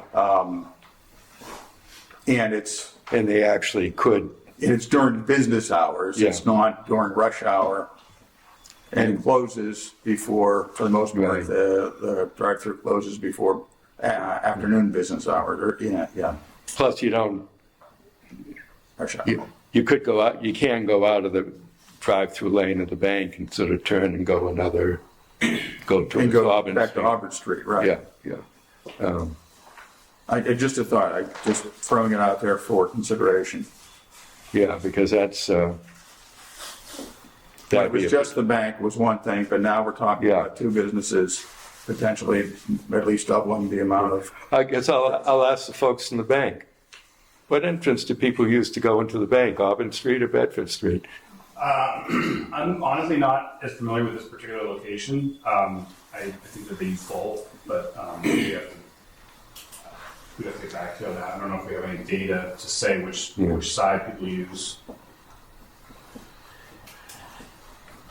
Because if I were coming down Bedford Street from the north, I guess I would turn right into the bank on Bedford It's not if Street. it's a red light or it's a green light. Yeah, that's true. But there might be times I'd rather turn onto Auburn Street and turn from that direction than deal with Bedford. But certainly, I wouldn't come onto Bedford Street and try to make a left turn to go north on Bedford. I'd do anything to avoid that. Yeah, because cars, just as the lady mentioned, cars coming south on 18, approaching that red light, the green light, are going to gun it to beat the yellow. Yeah. But it also backs up too. Once Yeah. the light backs up. Yeah. So I think that's a good move. So it's not easy to enforce, but I think at least as sort of an instruction, so I guess I'd have to turn to the bank because this would affect the bank as well. Would a no right turn onto Bedford, no left turn. Right turn only. Right turn It only. is easier to come out of the bank on Auburn Street and take a right rather than have to cut across. It's the same thing when I'm coming from north and hitting at that light, rather than go closer to my house, take a right on Auburn. I don't want to go into the bank and take a left because then I have to cross that traffic. So if I go through the light and I'm in the right lane, I can get right into the bank. Right. Yeah. The bank and the car wash would be okay if it All was right. right out. All right. So And a full exit. right turn only from the exit there. Okay. That helps the Bedford Street side, but not necessarily the Auburn Street Yeah. side. Yeah. I don't know, we can help that side. Yeah. It might put a damper on fire apparatus going around the building, because typically we come in on the Bedford Street side to the bank. And then when we leave, sometimes we go out the Auburn Street side, but most of all, we go out the Bedford Street side, going left, because we can't go right, because it'll take us in East Bridgewater. Yeah. Right. Well, I think. But we do have the people that. That's unenforced, just so you know, that's unenforced. Yeah, I don't think we can enforce it against the fire engine. Yeah. It's private property. with lights going and sirens. Well, no, after the call's over. Yeah, no, but I mean. But people usually stop to let us go. Yeah, yeah. I hope so. Anything else about Mr. Grasso, anything else about the circulation on the site? Just the only issue I have is what probably everybody talked about so far is the entrance exit on Bedford Street size. It was one business, now it's two businesses with the same size curb width, or entrance rather. Any chance of getting that widened? Just in case multiple vehicles are lined up to get out on the Bedford Street side, taking right. For us to swing in there, it's going to be a little tougher than usual. That's pretty wide. What's the width of the Bedford? Currently 28.2 feet wide Yeah, at the narrowest point. That's pretty good. Yeah, That's good. okay. Other comments from the board? Yeah. Mr. Kimball? I hate to say this, but would it be better to have one entrance on Auburn Street instead of two coming out of the car wash? Because you'd be further down from the intersection. Now you've got two potential people coming west on Auburn Street to take a left. You mean have one entrance that's shared by the car wash and the bank rather than separating the two? Right. But then you'd be putting more problems on Toll House. Because now you get more people coming out closer to them, trying to get out of Toll. And lately, the traffic, especially in the afternoon, we're talking 5 or 6 lights to get through going eastbound on Auburn Street. They go all the way back down to the sewer station. It's not a good place, but So it's just a thought. It's just bad. The signals there are terrible. The timing of the signals is terrible. They don't The work way at the time. the activation's terrible. And the fact that they got rid of some of those right turn on red, or they put up the no right turn on reds. Yeah, the Wendy's, Those are terrible. CBS, traffic coming in that way. A lot of traffic. Yes. I think certainly, it's, Have to go home. yeah. I was gonna say, I mean, DOT needs, and again, that's under state control, that intersection. But, that needs to, now they've had, a couple of years experience. I mean, that whole thing was rebuilt a few years ago and I suppose made it better. Rebuilt for Stop and Shop. When Stop and Shop went in, was that when that was all done, Both redone? intersections. Okay. 18 and 27. Yeah. 18 and 14, and that changing lane in front of Stop and Shop. Yeah. That was all done for Stop and Okay. Shop. But they need to re-examine the timing and everything at that intersection. Terrible. Yeah. Can I ask a question Yes. to somebody that has the drawings? Our driveway is on 501 Auburn. Where is the curb cut or the driveway if the bank is here? Oh, So this is you, right here, okay. ish. I can see this side of the drive, Yeah. of your access. Is the So driveway closest to the signal or the other direction? It's the second one. The one that exists now. That's almost right across from your driveway. I don't even pay attention. There's one right there, yeah. Right directly in Right front of our across, yeah. driveway? Yeah. Will it be, that's where it will remain or it will No, move? that's where it would remain. Okay, as long as it's not too close to the signal, because I can see people exiting, turning right, and it's going to back up the traffic.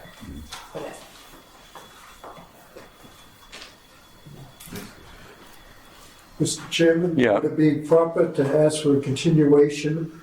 Because we don't know exactly what the buildings look like.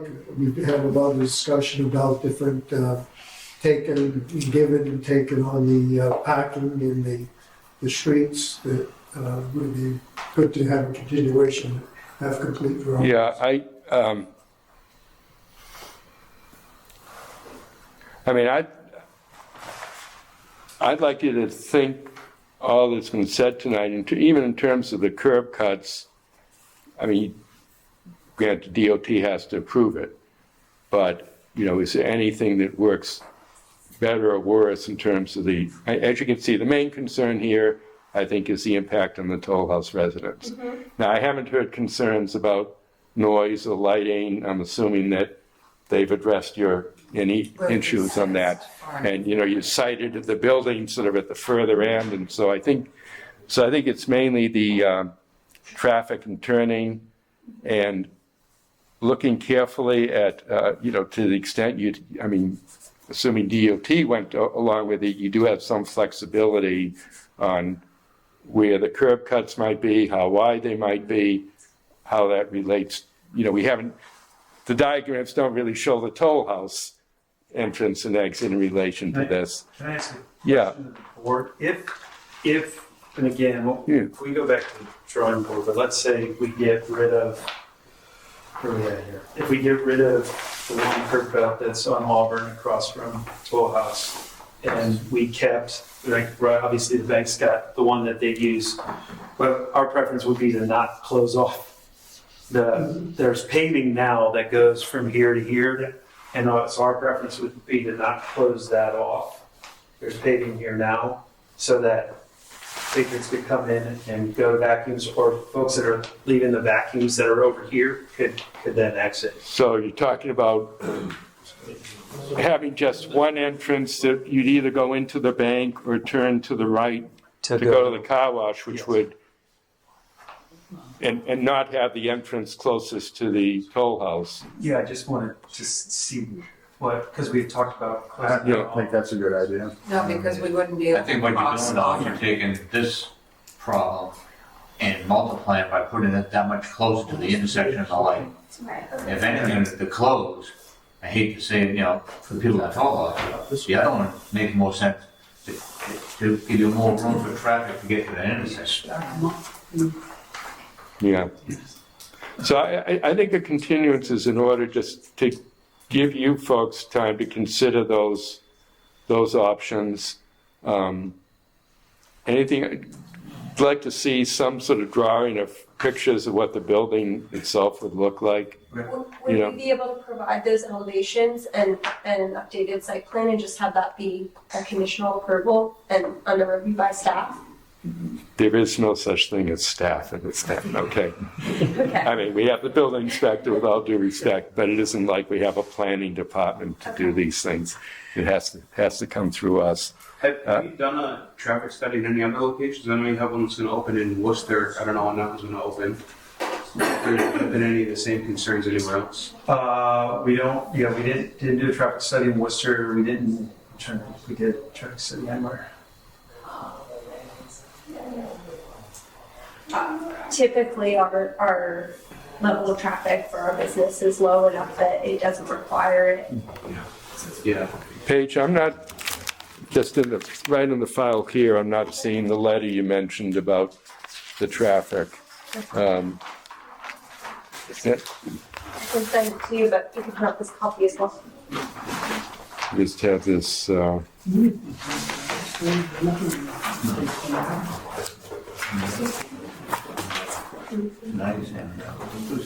yeah, I don't think, I know I didn't distribute this to the, see this or distribute this. Let me, I'm gonna take this, distribute it to all the members so that they have it for the next meeting, because this wasn't, Digital copy as well. you know, just send me a PDF Okay. and I'll send it out to everybody, okay, so we can look at it at a time, because I think that would help. And let's make that sort of the subject of the next meeting. Any other, you know, additional information that you would want from them, or other than, you know, even just pictures of the existing building, so we know what it's going to look like. That's fine. Maybe you could do a topo showing all the green space in color. Yeah, I think a colored Yeah. Just something we could put. colored site plan would be clearer. Yeah, yeah. Anything else? Okay, so, Same night, the 17th? yeah. So we have a meeting scheduled for November 17th. Maybe we could do that first one in a half hour. Why don't we do I think so. Okay, Awesome. yeah. this one first, John? Well, I already officially continued the other one till 7. The 7. So it would be 7:30 on Monday, November 17th. And make a note of that, because you won't get another letter. Okay?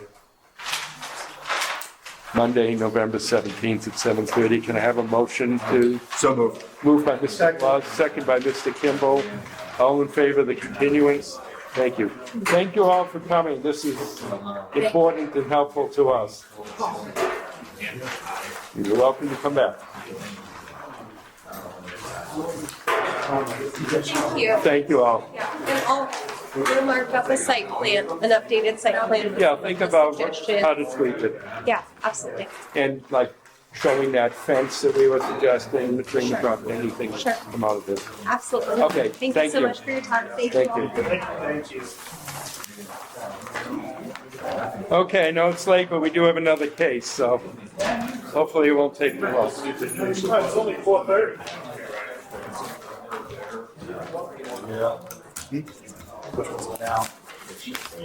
Okay, Mr. Whitney, sorry it's been so long.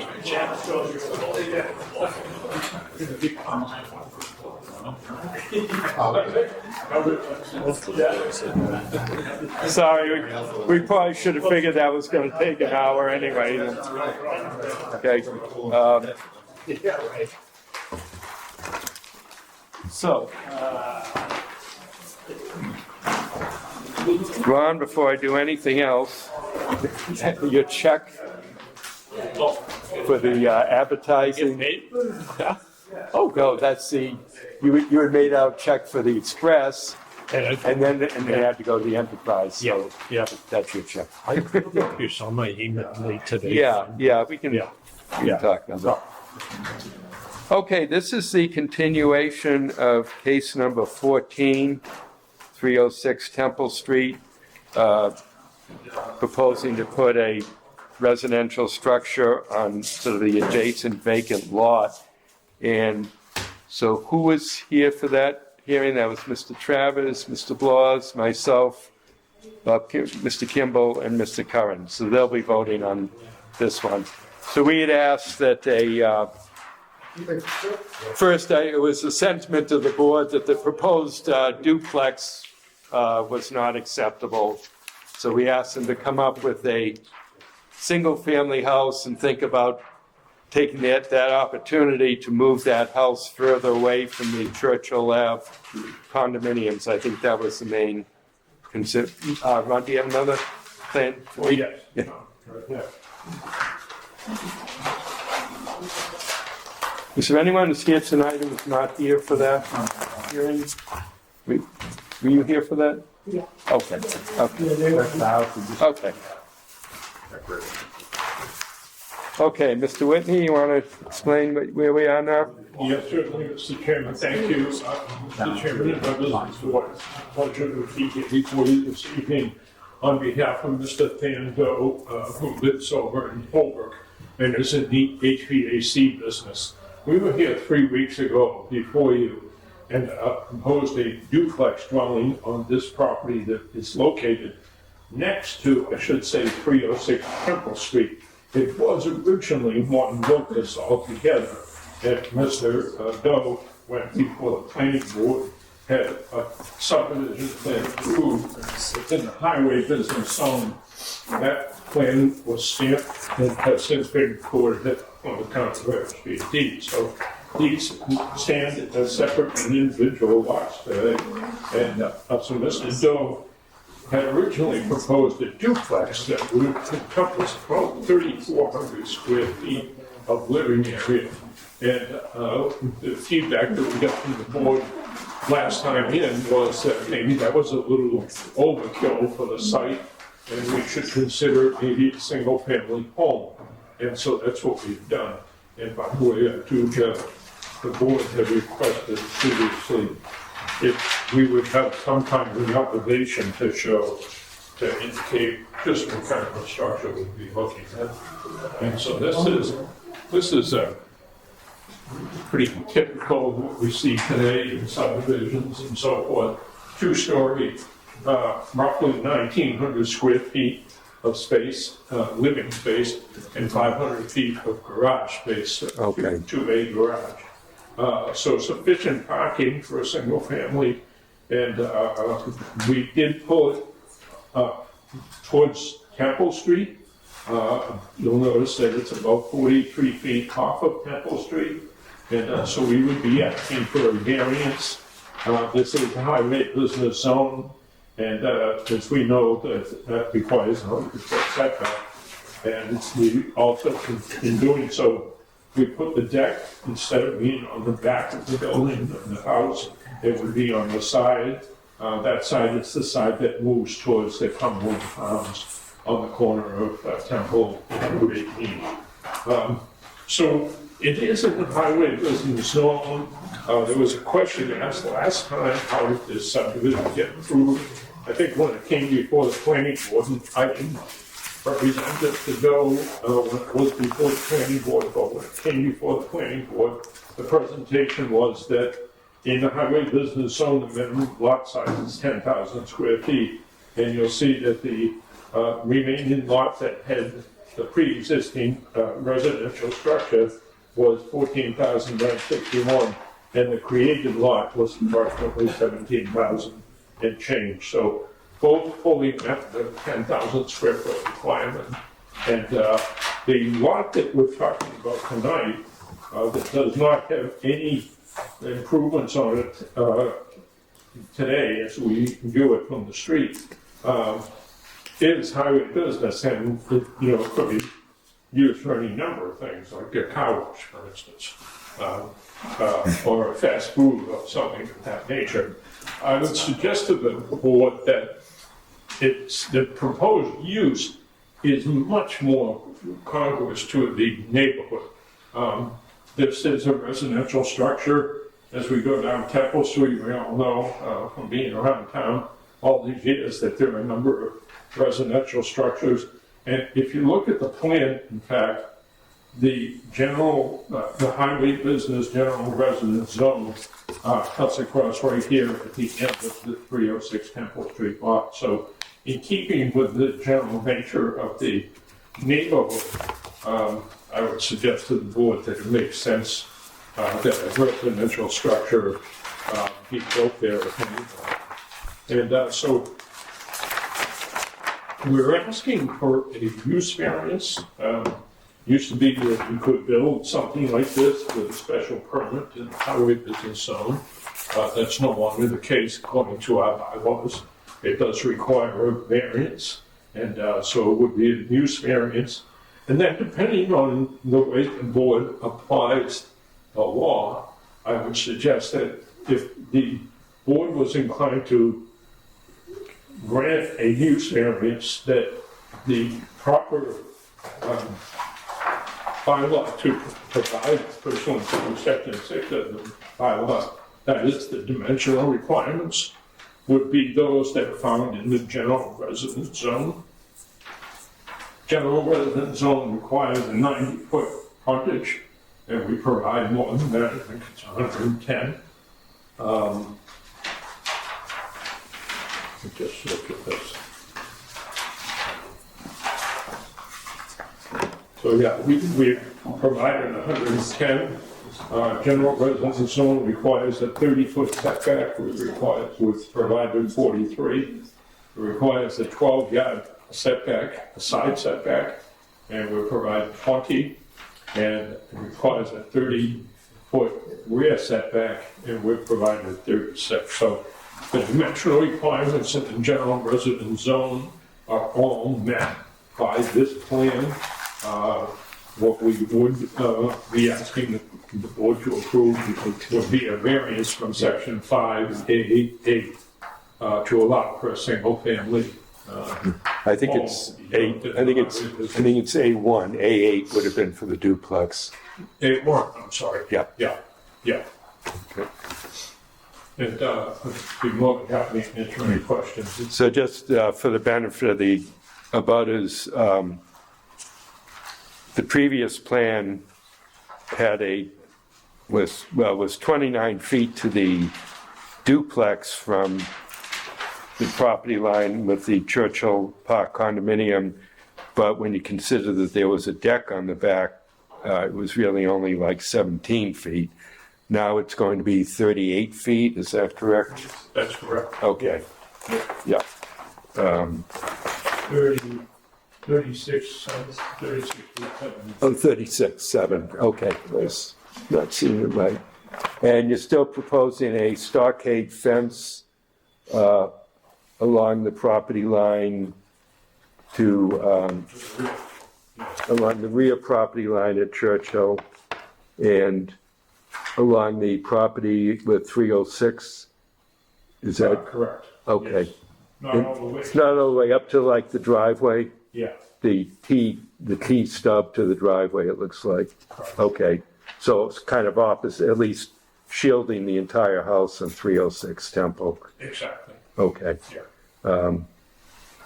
Okay, let me ask members of the board for their comments and questions, and then we'll ask the public. And is that, yeah,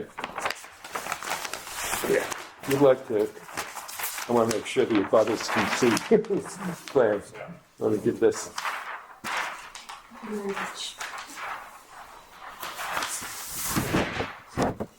Okay, Mr. Claus? Thank you, Mr. Chairman. Thank you, Mr. Whitney. This is an excellent plan as far as this replacement. I would make one request. The plan is for a 2-bedroom, 2-bath. Yes. In reviewing the plans, let's not kid anybody. There's 3 bedrooms upstairs. It is 3 bedrooms, sorry. Okay. Yeah. It is, I just took it out. 1900 square. Yeah, the plan says 2 bedrooms, so let's be very clear on that because That's why. I don't want to have to get into why we need to be clear on that, but it's happening too much. Story behind that.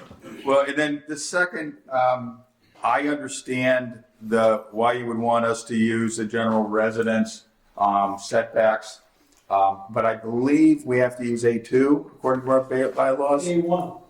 We have to use A1s? Yeah, it's in the notes at the bottom of 66-5, or 6.5.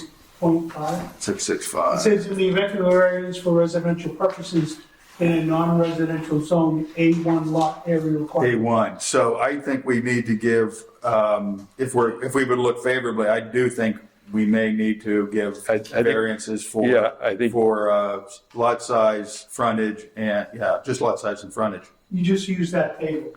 But also, That table and the rear setback isn't, isn't 50. it doesn't meet A1.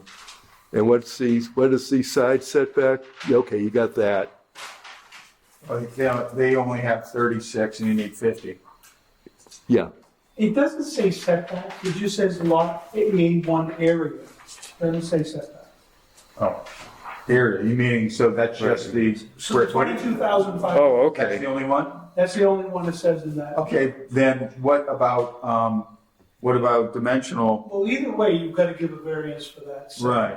So we just give a variance for the table? So I don't think it's abnormal for you to look at the general residence setback, because that's what everything else is done. Okay. So what you're saying, Mr. Curran, is we need to give a variance from the lot size requirement. Yeah, it needs to be 22,500. All right, so we need to give a variance from that, but not from. But not the setback. And Yeah.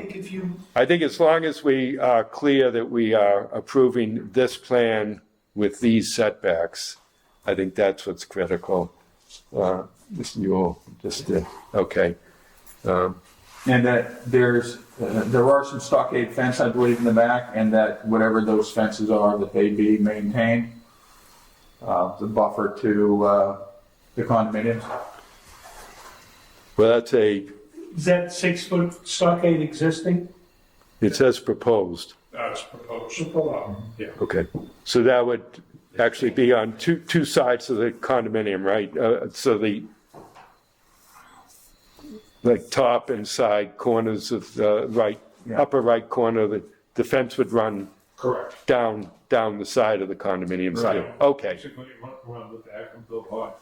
Well, I wouldn't see any need to run it all the way around. yeah, because that's just That's unless you want to do it for But the I'm sake of saying- the owners. Right, but I'm saying that needs to be a part of our, just so long as the L shape there with the condominium is. Yeah. Okay. Yep. That's all I have. Okay, Mr. Winnett. I think Mr. Kimball. It's a much better plan than the last one. I appreciate it. Thank you. Yeah. Mr. Travers. Okay, Mr. Curran. No question. Yeah, Mr. Keeman and Mr. John, okay. Do you have Mr. Whitney had given you a drawing or something? I didn't see that. Oh. This. No.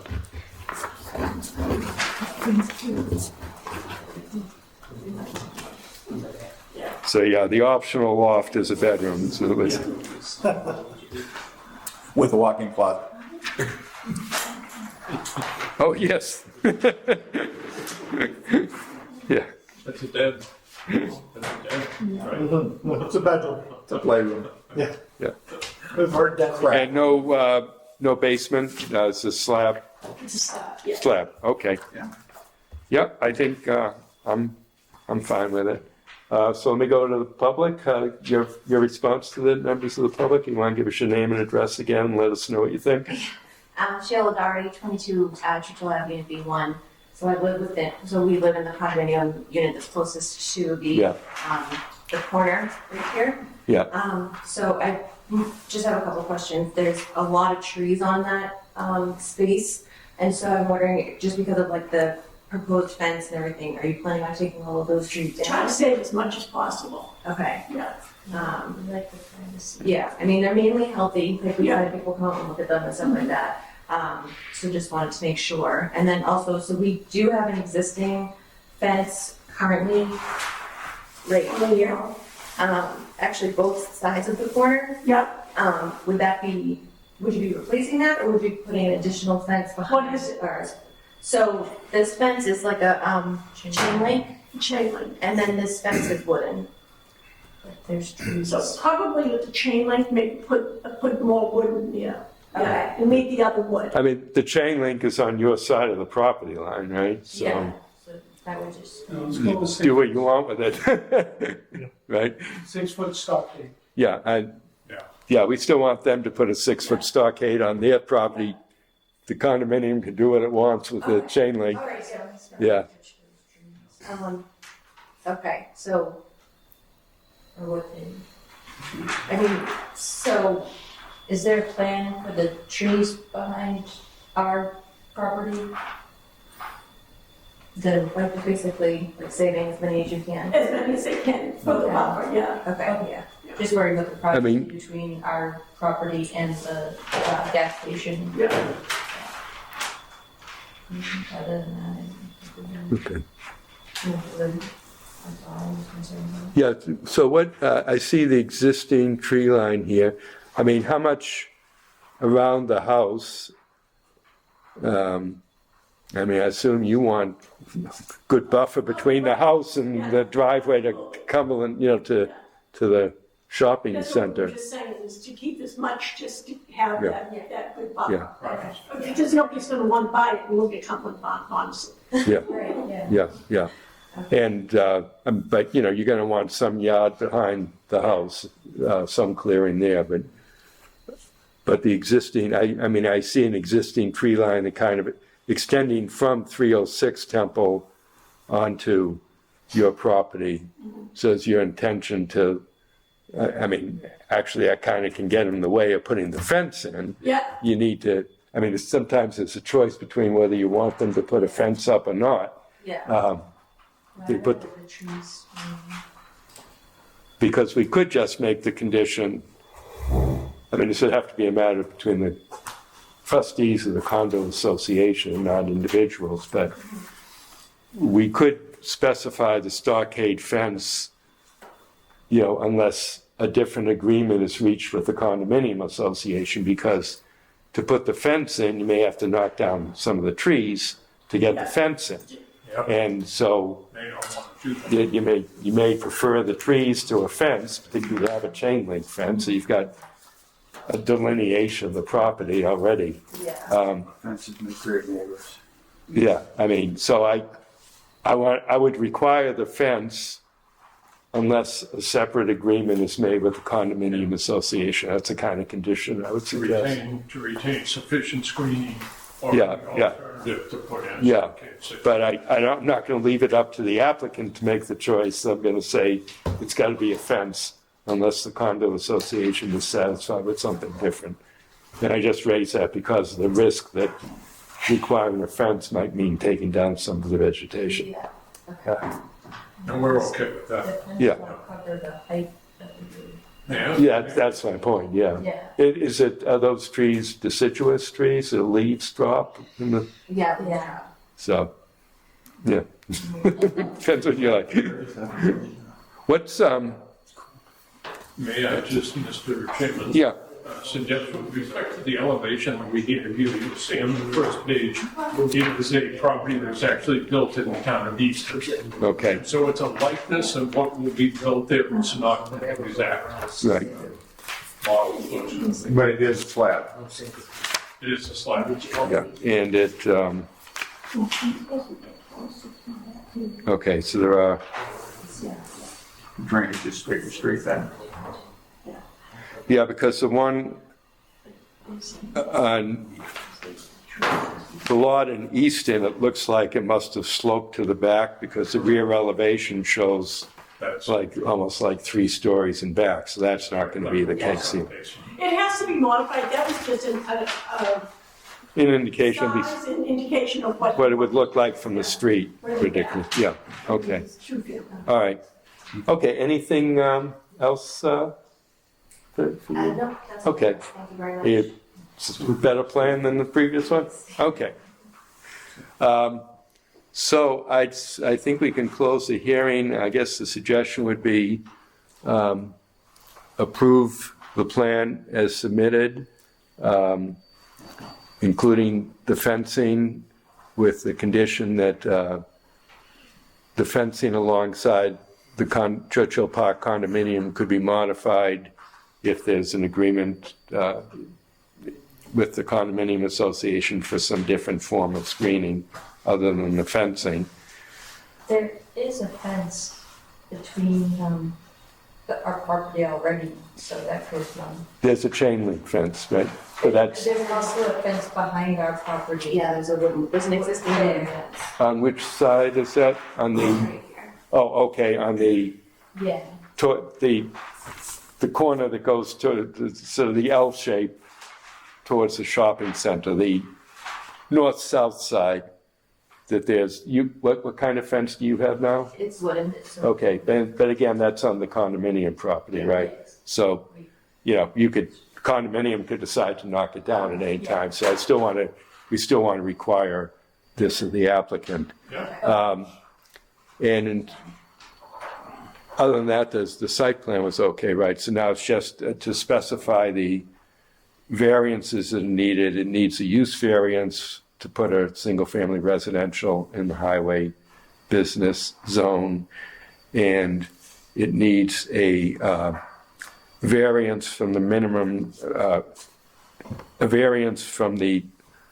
lot size of 22,500 that would apply according to the note to 240-6.5, the table of dimensional regulations. But not, it doesn't seem to need variances from the setbacks, assuming the highway business setbacks apply, but I think we just want to specify that the setbacks will not be less than what's shown on the plan. That at least the rear setback will not be less than what's shown on the plan. I mean, if you moved it a foot closer to the street, fine. And the other thing we wanted to specify is that notwithstanding what's shown on the plan, the house may have up to 3 bedrooms, right? Okay. So I will, yes, Mr. Whitney. With respect to, and it goes to what zone are we going to apply with respect to the setbacks? Because if we do in fact apply the highway business zone, I think we're going to need a rear setback and a front setback. Those front setbacks are 100 feet. Oh, okay. 50 feet. All right. That's where I think we could be creative and say that the general residence requirements, because the general residence is the most adjacent, if you will, to this property, And we've got residences behind, residences Well- beside, and the general residence zone. Why don't we just say variances is maybe necessary to allow the dimensional setback shown on the plan, because in general residence, there's only a 30-foot rear setback required, so I don't want to let you go 30 feet. I want to keep the 36 feet. Yeah, that's perfect. Yeah. If the board did want to Yeah. fashion the decision that way. Yeah, I think so. Yeah. All right, is that, okay, can I have a motion to that effect by Mr. Blas? I'll second it. Second by Mr. Kimball. So voting on this, and myself, Mr. Blas, Mr. Kimball, Mr. Travers, and Mr. Curran. All in favor? Okay, 5-0, it's approved. Thank you so much. Thank you for coming and being part of this.